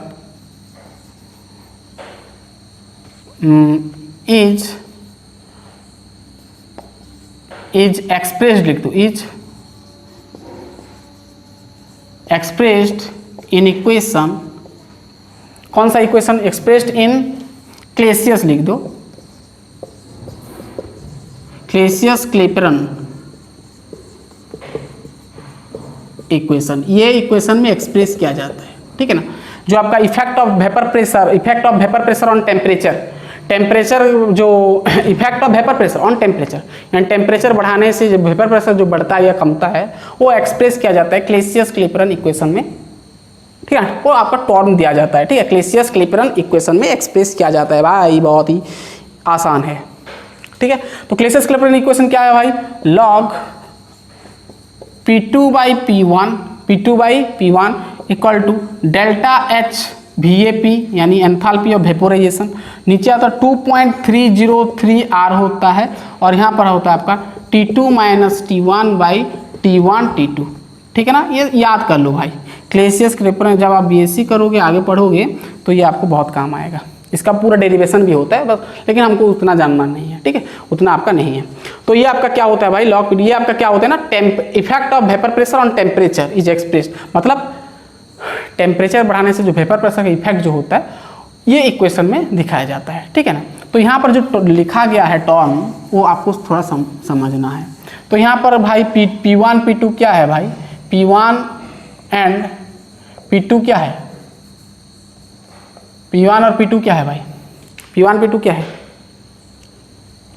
vapour pressure of liquid क्या है, vapour pressure of liquid at temperature T1 and T2 है। ठीक है, मतलब T1 टेम्परेचर में P1 प्रेशर, T2 टेम्परेचर में P2 pressure. अब जो आपका ये है डेल्टा H VAPA क्या होता है, एंथैल्पी ऑफ वेपोराइजेशन, क्या होता है, एंथैल्पी ऑफ वेपोराइजेशन, ठीक है, ये आपका एंथैल्पी ऑफ वेपोराइजेशन। और आपका R तो जानते हो यूनिवर्सल गैस कांस्टेंट होता है, आप क्या होता है, universal gas constant, universal gas constant. समझ में आ गया भाई। तो इतना ही है, अब हम न्यूमेरिकल्स करेंगे, फटाफट इसको नोट डाउन कर लो। चलिए, हो गया, समझ में आ गया। तो effect of vapour pressure on temperature is expressed Clausius Clapeyron equation, मतलब ये इक्वेशन में हम क्या दिखाते हैं ना, effect of vapour pressure on temperature, है ना, यानी वेपर प्रेशर का जो इफेक्ट होता है टेम्परेचर बदलने में, है ना, मतलब टेम्परेचर बढ़ाने में या कमाने में, मतलब कम करने में, तो ये आपका एक इक्वेशन होता है जो आपका कैल्सियस क्लिपरन इक्वेशन होता है। ठीक है ना भाई, ये छोटा छोटा। चलिए हम आगे बढ़ते हैं, अब न्यूमेरिकल्स करेंगे, ठीक है ना। चलिए, इतना था आपका इफेक्ट, ये आपका factor affecting the vapour pressure, है ना। अब आपका आता है न्यूमेरिकल्स, ठीक है। अब न्यूमेरिकल्स ध्यान से देखना भाई, बहुत इंपॉर्टेंट है। तो न्यूमेरिकल्स में हम यहाँ पर क्या करेंगे, न्यूमेरिकल्स हमारा जो फर्स्ट जो आपका लॉ हम बताए, पहला वाला केस राउल्स लॉ का वोलाटाइल वाला, वहाँ पर जो फॉर्मूला मिला ना हमको, वो फॉर्मूला से हम बहुत सारा न्यूमेरिकल्स करेंगे। और 2 नंबर जो आपका जो फॉर्मूला आपको मिला, उसमें आपका उतना न्यूमेरिकल्स अभी हम नहीं करेंगे, ठीक है ना, वो हमारा बाद में, क्योंकि कोलिगेटिव प्रॉपर्टीज में वही आपका रिलेशन आएगा, तो उसी में सब हम करेंगे फिर, ठीक है, टेंशन मत लेना। इसके बाद कोलिगेटिव प्रॉपर्टीज भी आएगा, आइडियल नॉन आइडियल सॉल्यूशन आएगा, फिर कोलिगेटिव प्रॉपर्टीज आएगा। ध्यान से सुनना, जो पहला वाला राउल्स लॉ का पहला वाला केस, वोलाटाइल केस में क्या हम फॉर्मूला निकाले थे ना, PA यानी partial vapour pressure of A, यानी सॉल्यूट सॉल्वेंट कुछ भी हो सकता है, इक्वल टू हम क्या किए, उसका pure vapour pressure of A और उसका मोल फ्रैक्शन ऑफ A, ये किए थे। तो ये फॉर्मूला से भाई सब कहानी स्टार्ट हो, सब कहानी हम करेंगे, यानी न्यूमेरिकल सब यहाँ पर यूज करेंगे। और जो दूसरा जो राउल्स लॉ का दूसरा केस में, नॉन वोलाटाइल केस में, हम एक ठो रिलेशन निकाले थे ना, याद करो, P0 minus PS by P0, ये किए थे, इक्वल टू क्या था भाई, N2 by N1 plus N2 था ना। तो ये भाई जो लोअरिंग ऑफ वेपर प्रेशर जो होता है आपका, लोअरिंग, ये relative lowering in vapour pressure होता है भाई। तो ये हम ना बाद में हम कोलिगेटिव प्रॉपर्टी में करेंगे, ये भी आपका एक कोलिगेटिव प्रॉपर्टी होता है, हम बाद में इसको डिस्कस करेंगे, ठीक है ना। तो इसके बेसिस पे सब न्यूमेरिकल्स जाएगा, ठीक है। तो मैं एक एक न्यूमेरिकल्स बताऊंगा भाई, अच्छे से समझना, ठीक है। तो वही भाई आपका न्यूमेरिकल्स में मास, आपको मास निकालना पड़ेगा, मॉलिक्यूलर मास आपको पता होना चाहिए सब, ठीक है ना, मोल फ्रैक्शन बोलेगा, ठीक है, यहीं से, ठीक है ना। चलिए क्वेश्चन देंगे, समझ में आएगा। चलिए फर्स्ट क्वेश्चन हम लेते हैं, हो गया, समझ में आ गया। चलिए फर्स्ट क्वेश्चन देखो, फर्स्ट क्वेश्चन में आपको पूछा, चलिए बहुत ही आसान है। क्वेश्चन नंबर 1, यहाँ पर जेई का भी सवाल हम एक करवाएंगे।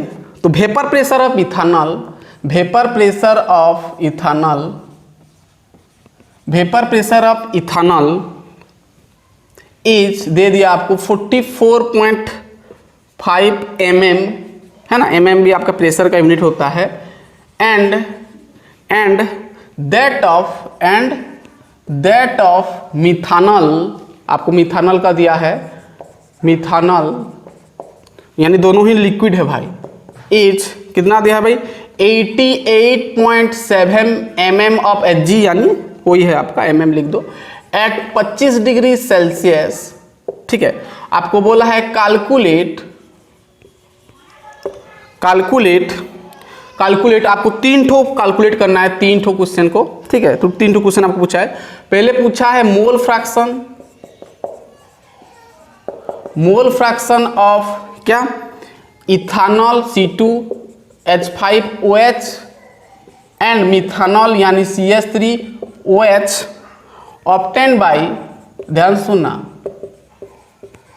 Obtain by, obtain by 100 gram of each, मतलब दोनों ही आपका मास दे दिया है, मतलब आपका इथानॉल मिथानॉल 100 ग्राम है दोनों, ठीक है, ऑफ ईच, ठीक है, फर्स्ट क्वेश्चन। दूसरा आपको कैलकुलेट करना है कि पार्शियल वेपर प्रेशर, क्या, partial vapour pressure of two component, यानी मिथानॉल और इथानॉल दोनों का partial vapour pressure, two components,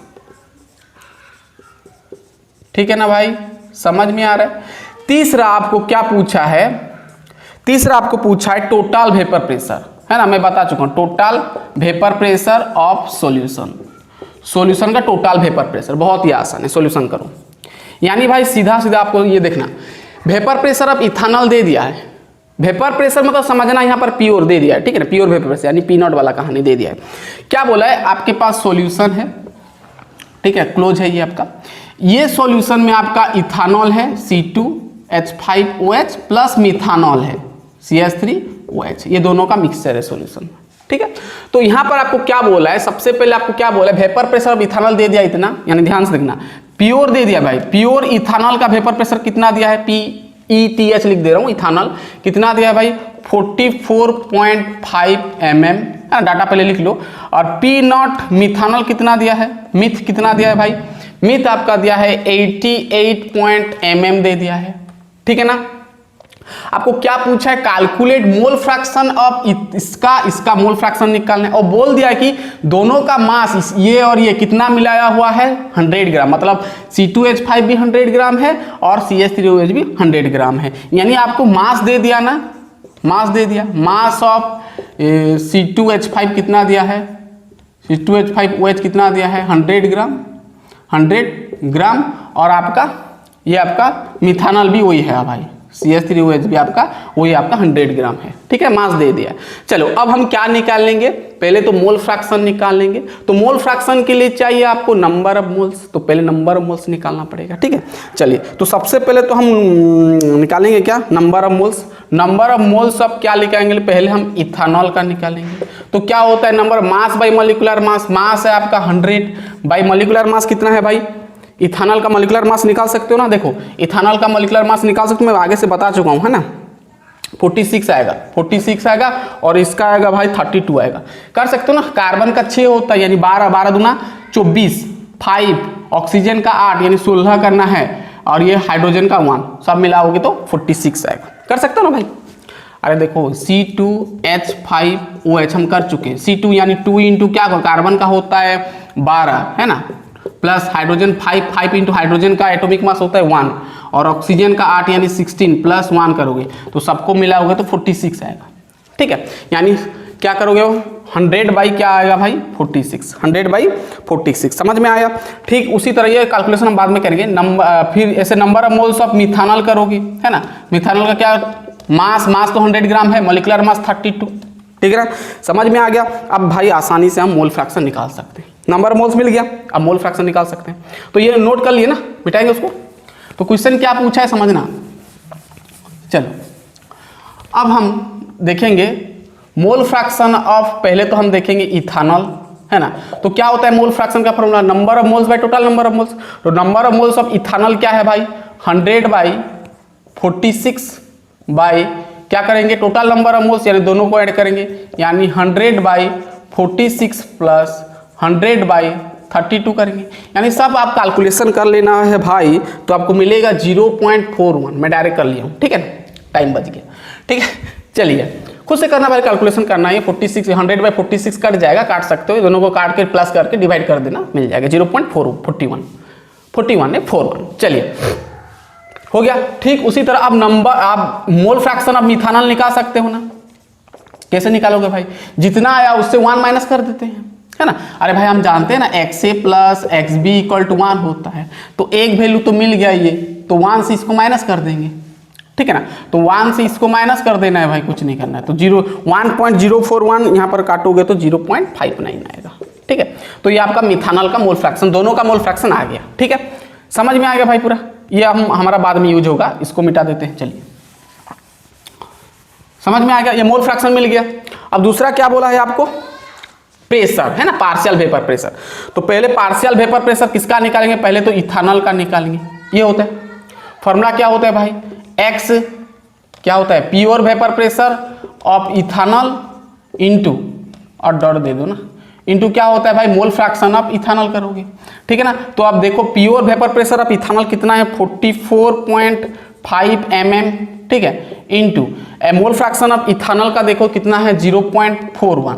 तो दोनों को आप अगर मल्टीप्लाई करते हो तो भाई आएगा आपका 18.245 लगभग आएगा mm, ठीक है, प्रेशर mm में ले जाना है। ठीक उसी तरह पार्शियल प्रेशर ऑफ मिथानॉल कर सकते हो, तो क्या लिख सकते हैं भाई, pure vapour pressure of methanol यानी meth into mole fraction of meth, है ना, मिथानॉल।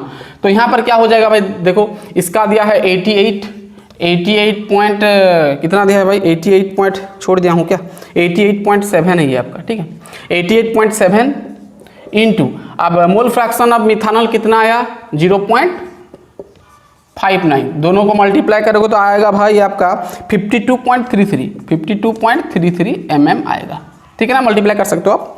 चलिए ये तो हो गया आपका क्या, वेपर प्रेशर मिल गया। अब उसमें आपको टोटल वेपर प्रेशर भी कहा है 3 नंबर, ठीक है।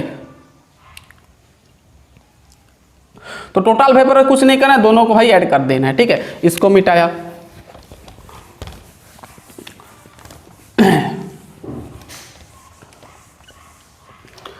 चलिए टोटल वेपर प्रेशर कैसे करना है आपको, टोटल वेपर प्रेशर है ना, टोटल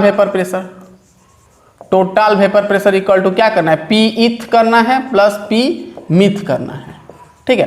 तो पी इथानॉल का कितना आया भाई 18.245 प्लस इसका कितना आया 52.33, है ना। तो दोनों को अगर आप ऐड करते हो तो आएगा आपका 70.575 mm, ठीक है, इतना ही बस, समझ में आ गया, बहुत ही आसान। चलिए फटाफट लिख लीजिए, हम क्वेश्चन नंबर 2 कर लेंगे, ठीक है, लिख लीजिए, हो गया। चलिए तो 3 तो क्वेश्चन पूछा था, हो गया। चलिए अब नेक्स्ट क्वेश्चन पे जाते हैं।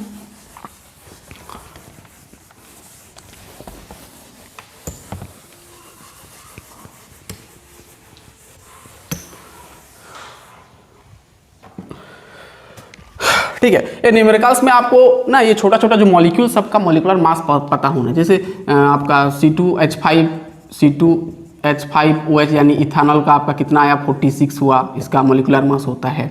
और आपका CH3OH मिथानॉल का आपका होता है 32। और जैसे आपका वाटर का होता है भाई मॉलिक्यूलर मास कितना होता है वाटर का आता है आपका 18। फिर आपका ग्लूकोज आता है ना, ग्लूकोज का आपका 180 होता है। तो ये सब ना छोटा छोटा चीज़ ना याद रख लो, ठीक रहेगा, है ना। चलो अब नेक्स्ट क्वेश्चन हम करेंगे, क्वेश्चन नंबर 2।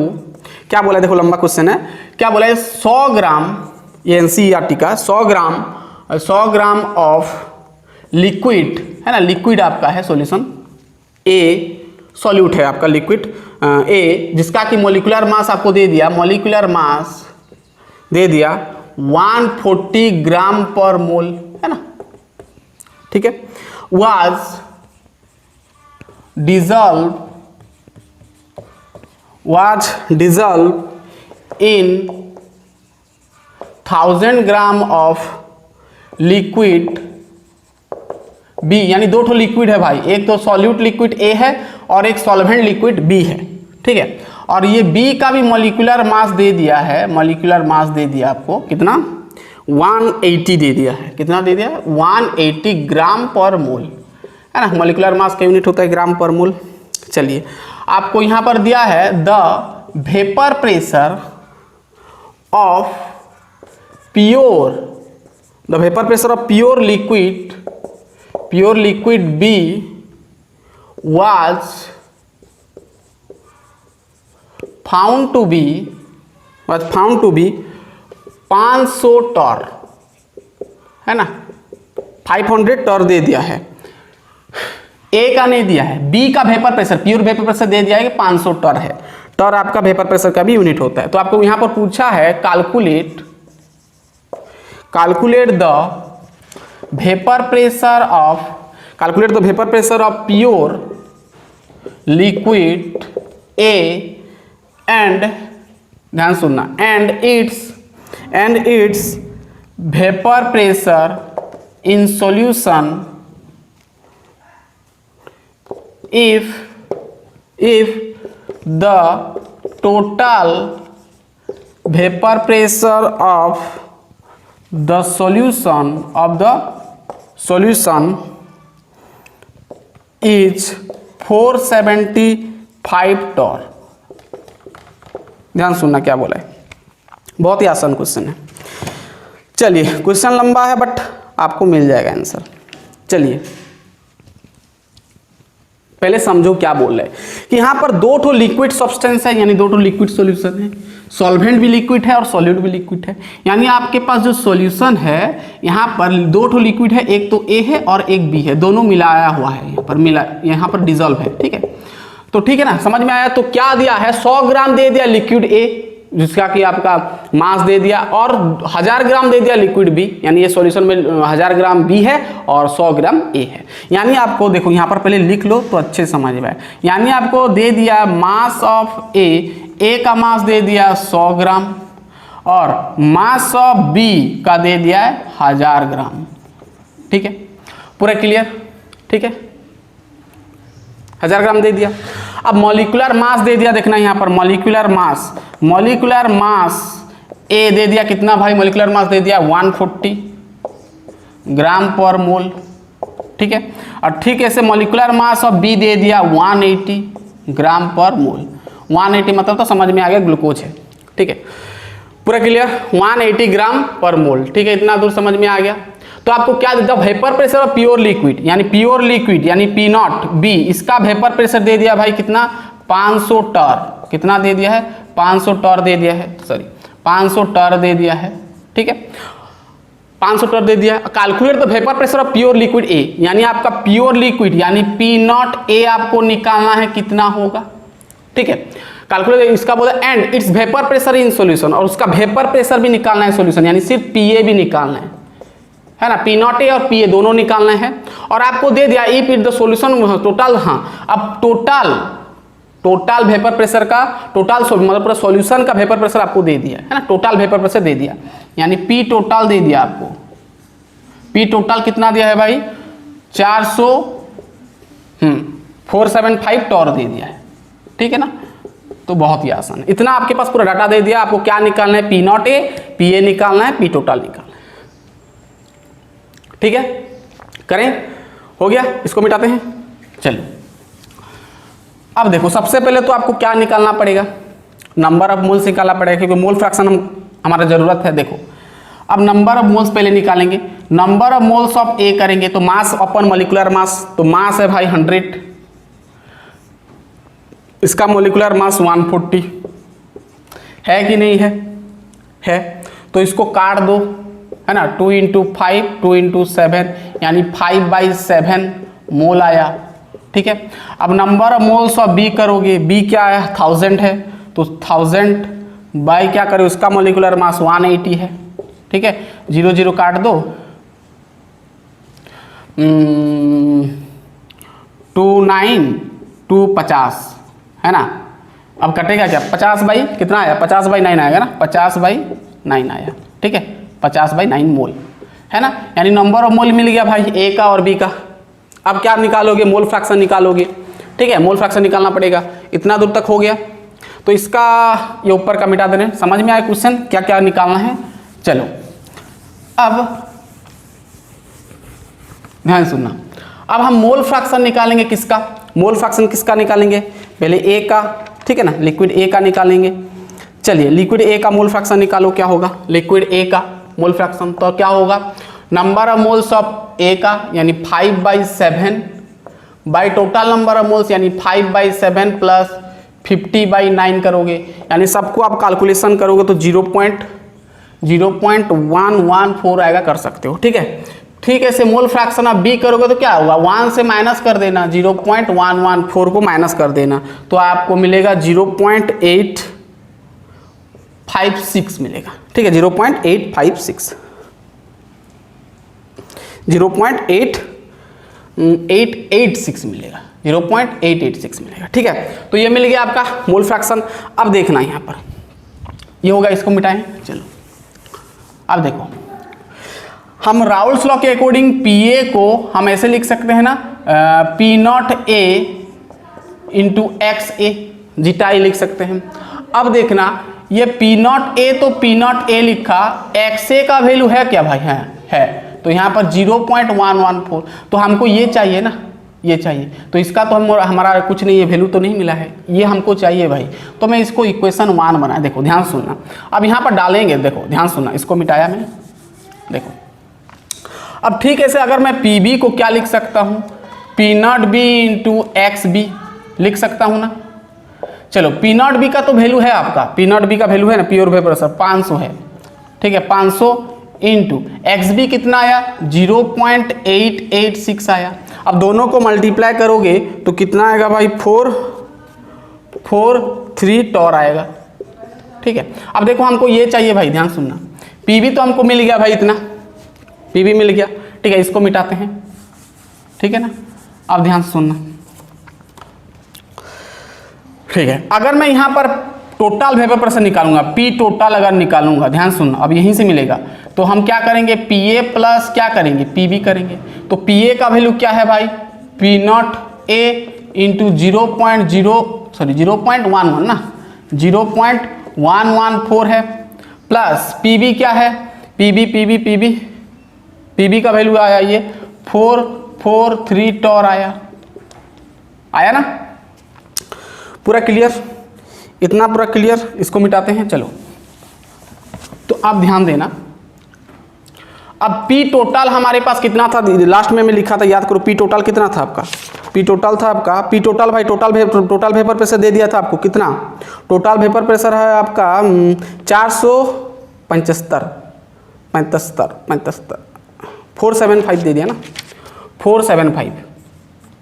अरे भाई दिया है ना, P टोटल वेपर प्रेशर आपको दे दिया 475, और इधर है आपका क्या, ये आपका P0A इंटू 0.114 प्लस 443 दे दिया है। ठीक है, अब यहाँ से ये निकाल सकते हो ना, ये प्लस को फेंको उधर, तो इधर आपका बच जाएगा P0A इंटू 0.114 इक्वल टू, है ना, ये प्लस है, इधर आएगा तो माइनस हो जाएगा, यानी 475 माइनस आपका क्या हो जाएगा भाई,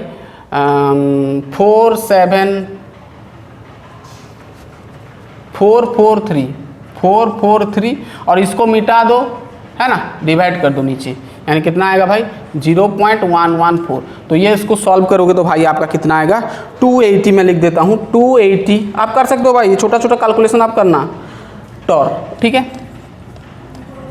ठीक है, यानी आपको P0A कितना मिल गया भाई, P0A आपको कितना मिल गया, ये आपको बोला था, पूछा था नहीं ये बोला, pure vapour pressure of A 280 कितना मिल गया, 280.7 टॉर। ठीक है, समझ में आएगा, ये आपको मिल गया। चलिए अब आपको क्या चाहिए, PA चाहिए, है ना, सिर्फ PA, मतलब A का वेपर प्रेशर, सिर्फ A का सॉल्यूशन का, मतलब जो सॉल्यूशन में जो A है आपका, लिक्विड A है, उसका वेपर प्रेशर चाहिए। तो हम PA को क्या लिख सकते हैं भाई, नोट देखना, तो हम PA को क्या लिख सकते हैं, P0A इंटू XA लिख सकते हैं ना ऐसे। चलो अब PA0 कितना मिला आपको, 280 मिला, 0.7 इंटू XA कितना मिला, XA देखो 0.114। अब दोनों को मल्टीप्लाई कर दोगे तो 32 टॉर आएगा। ठीक है, तो मिल गया PA भी। ठीक है, तो P0A और PA बोला था, मिल गया। आसान है ना। चलिए लिख लें, हम 3 नंबर सवाल करेंगे, लिख लें, बहुत ही आसान है। चलिए 3 नंबर सवाल करते हैं।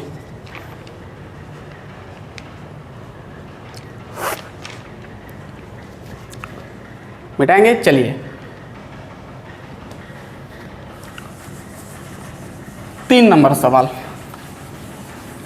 ठीक है, चलिए 3 नंबर,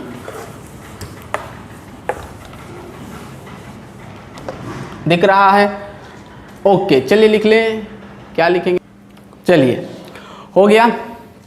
अब नेक्स्ट क्वेश्चन हम देखते हैं 3 नंबर। ठीक है, लिख लिए सब। चलिए 3 नंबर देखते हैं, क्वेश्चन नंबर 3 क्या बोला है, benzene and toluene,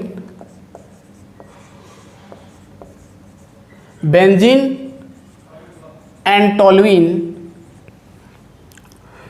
form ideal solution. Actually ये बाद में बताना चाहिए था, लेकिन मैं बता दे रहा हूँ। आइडियल सॉल्यूशन, ये आइडियल वाला कहानी, ideal solution over the entire range of composition, ठीक है। The vapour pressure of pure benzene, the vapour pressure of pure benzene and toluene, vapor pressure of pure benzene and toluene at 300 K R दे दिया आपको भाई 50.71 mm of Hg, है ना, and 32.06 mm Hg और mm of Hg लिख सकते हो। Calculate, आपको बोला है calculate the mole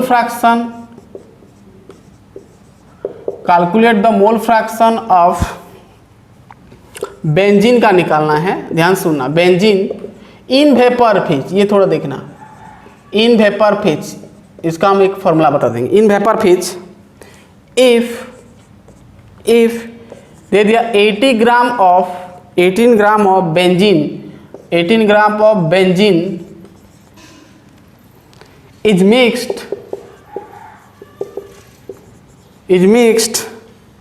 with 100 gram of toluene. ये भी भाई आपका NCERT का है, ध्यान से देखना क्या बोला है, ध्यान सुनना। तो benzene and toluene form ideal solution over the entire range of composition, the vapour pressure of pure benzene and toluene at 300 K. और कितना दिया है, इतना दिया है, इतना दिया है ना, यानी बेंजीन का और टोल्यूइन का दोनों का वेपर प्रेशर प्योर फॉर्म में दे दिया है इतना। और आपको निकालना क्या है, mole fraction of benzene in vapour phase. ध्यान सुनना, सॉल्यूशन।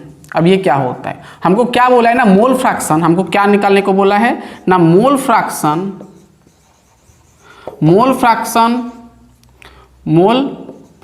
ऑफ बेंजीन यानी C6H6 इन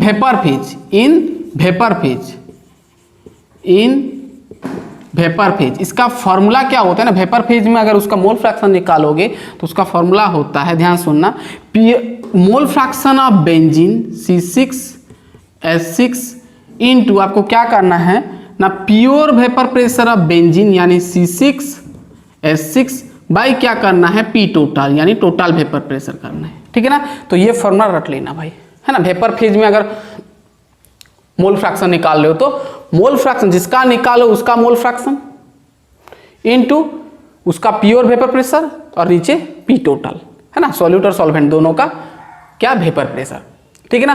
तो ये जो मोल फ्रैक्शन ऑफ बेंजीन आप निकालोगे वेपर फेज में, तो पहले आपको क्या चाहिए, ये भी चाहिए, मोल फ्रैक्शन भी चाहिए, उसका प्योर तो दे दिया है, और P टोटल भी चाहिए। P टोटल मतलब आप बेंजीन और टोल्यूइन दोनों का निकालना पड़ेगा, यानी ओवरऑल आपको पूरा सब निकालना पड़ेगा। यानी आपको पहले तो लिख लो कितना कितना दिया है भाई, आपको दे दिया 80 ग्राम ऑफ बेंजीन, यानी मास दे दिया आपको कितना, मास ऑफ बेंजीन यानी C6H6 कितना दिया है भाई, 18 ग्राम, ठीक है। से मास ऑफ टोल्यूइन का फॉर्मूला क्या होता है भाई, आप लिख सकते हो डायरेक्ट, ठीक है ना। चलिए, टोल्यूइन C6H6CH3 बोलते हो, है ना। चलिए C7H8 है ना, टोल्यूइन होता है, C6H5CH3 होता है टोल्यूइन, तो C7H8 लिख सकते हो। कितना ग्राम दिया है आपको, 100 ग्राम दिया है, कितना दिया, 100 ग्राम, ठीक है। अब आपको क्या दिया है, प्योर वेपर प्रेशर दे दिया, pure vapour pressure of C6H6 दे दिया। बेंजीन का कितना दिया है भाई, बेंजीन का दिया है आपको 50 कितना दिया है 50.71 mm दे दिया है ना, mmHg दे दिया। और pure vapour pressure of toluene है ना, TOL लिख दे रहा हूँ, चलो इसको पूरा फॉर्मूला लिख देते हैं। क्या है C7H8 कितना दिया है 32.06 mmH ऑफ Hg और mmHg लिख दो। ठीक है, पूरा क्लियर, पूरा क्लियर, इतना दिया है। और क्या दिया है, और कुछ नहीं दिया है। तो पहले तो आपको यहाँ पर निकालना पड़ेगा नंबर ऑफ मोल्स, तभी आप मोल फ्रैक्शन निकाल सकते हो। ये चाहिए ना मोल फ्रैक्शन पहले, तो मोल फ्रैक्शन के लिए नंबर ऑफ मोल्स चाहिए। तो नंबर ऑफ मोल्स ऑफ पहले तो लिखेंगे बेंजीन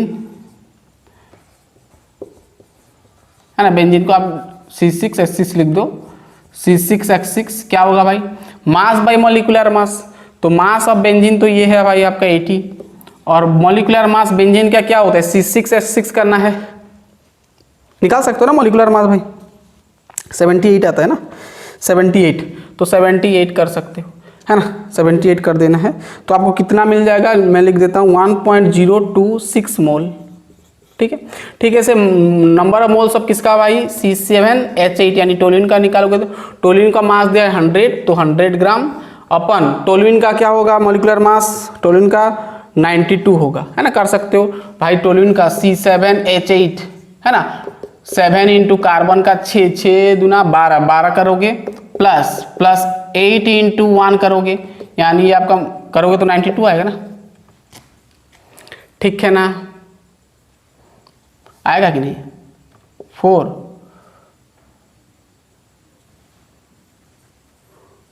7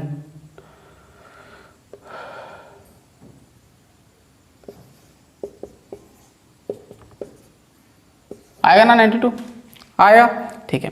तो 100/92 यानी आप लिख सकते हो 1.0087 मोल, ठीक है ना। तो इतना आपका आएगा नंबर ऑफ मोल्स। अब मोल फ्रैक्शन हमको चाहिए, नंबर ऑफ मोल्स मिल गया, अब तो मोल फ्रैक्शन हम आसानी से निकाल सकते हैं। चलो बेंजीन का निकालेंगे, टोल्यूइन का माइनस कर देंगे 1 से, ठीक है।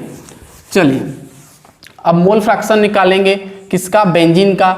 C6H6 क्या हो जाएगा, नंबर ऑफ मोल्स क्या है भाई 1.026 bye total number of moles, यानी 1026 प्लस क्या करना है 1.087, यानी पूरा का आप इसको दोनों को ऐड करना है, डिवाइड करना है, तो आपको मिल जाएगा कितना 0.486 करना खुद से। अब मोल फ्रैक्शन अब आप टोल्यूइन निकालोगे यानी C7H8 निकालोगे तो क्या करना है 1 से माइनस कर देना है, ठीक है ना। तो ये आपको मिल जाएगा 0.514, ठीक है ना, 0.514।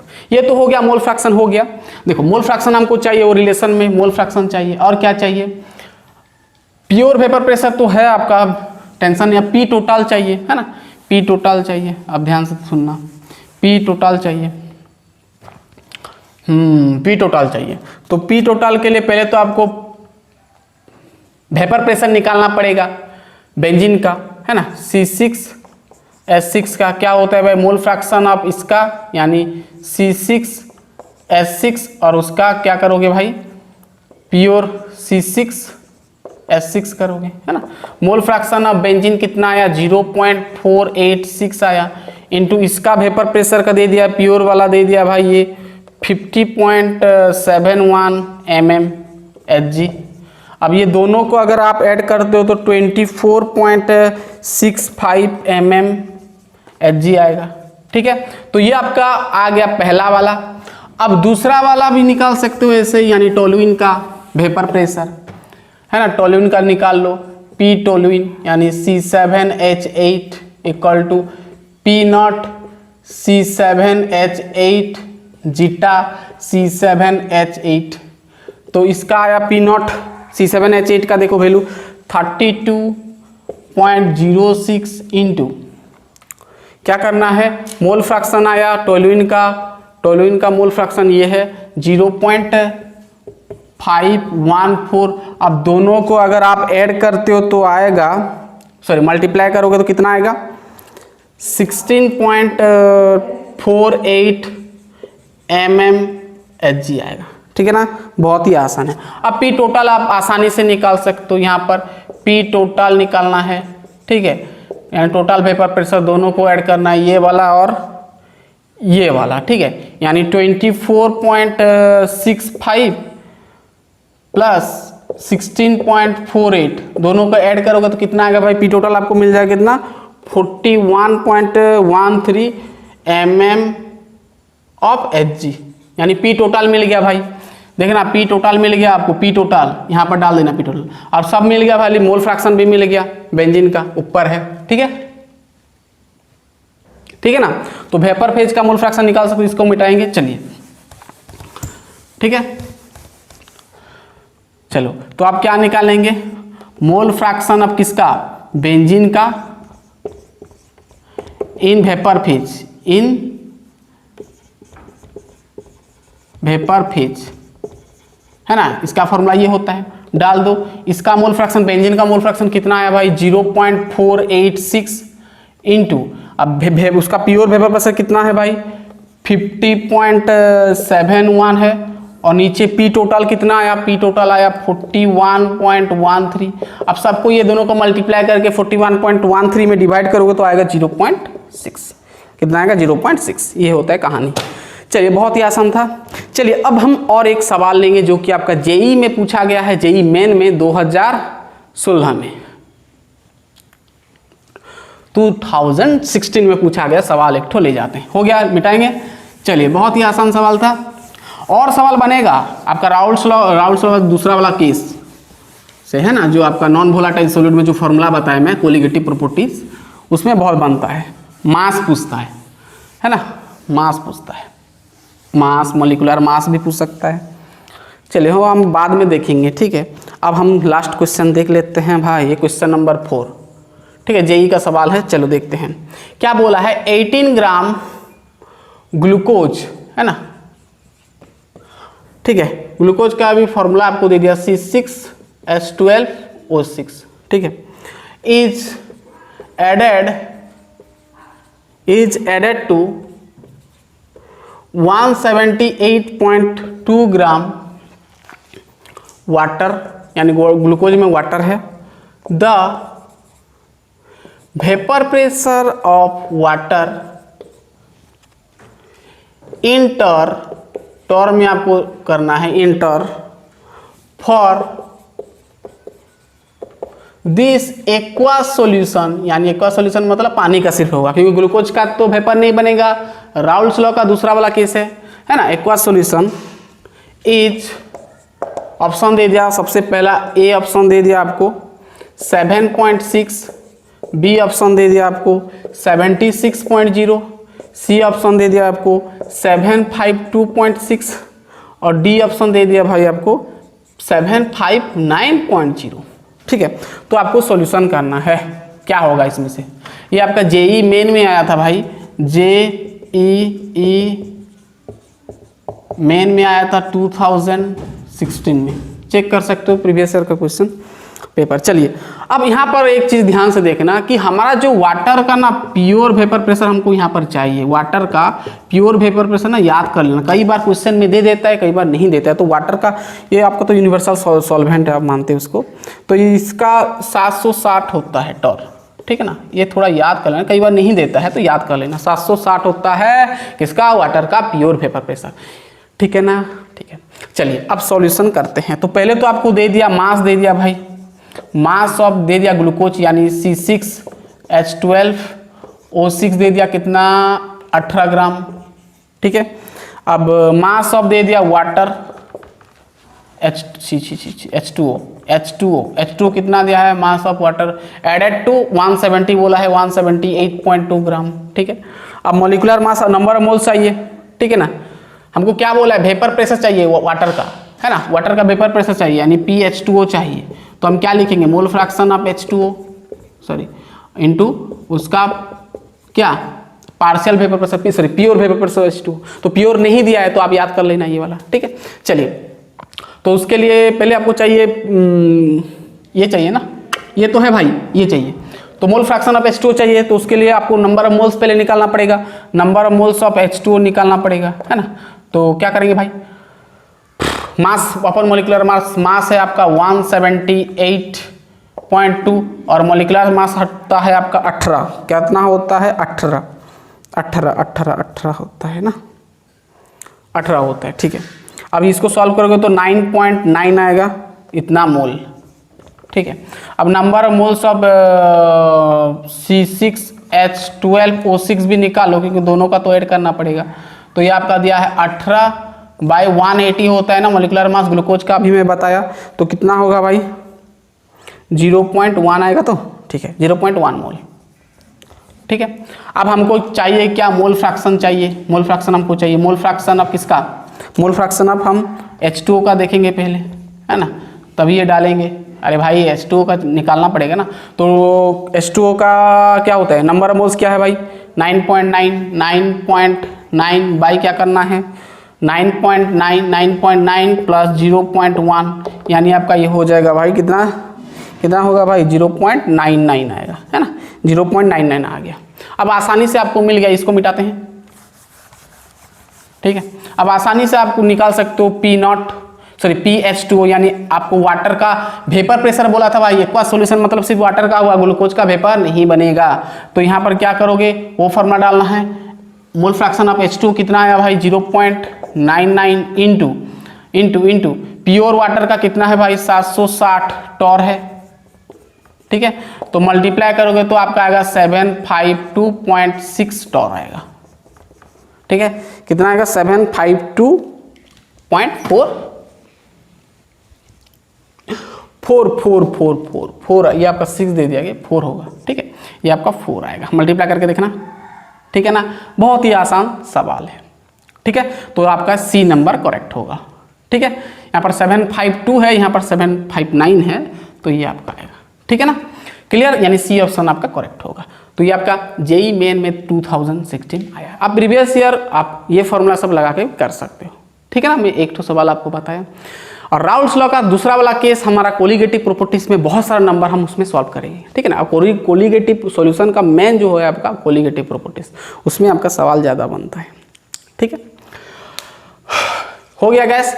तो गैस फाइनली हमारा ये कंप्लीट हो जाता है राउल्स लॉ का कहानी। दोनों केस में एक वोलाटाइल और एक नॉन वोलाटाइल, है ना।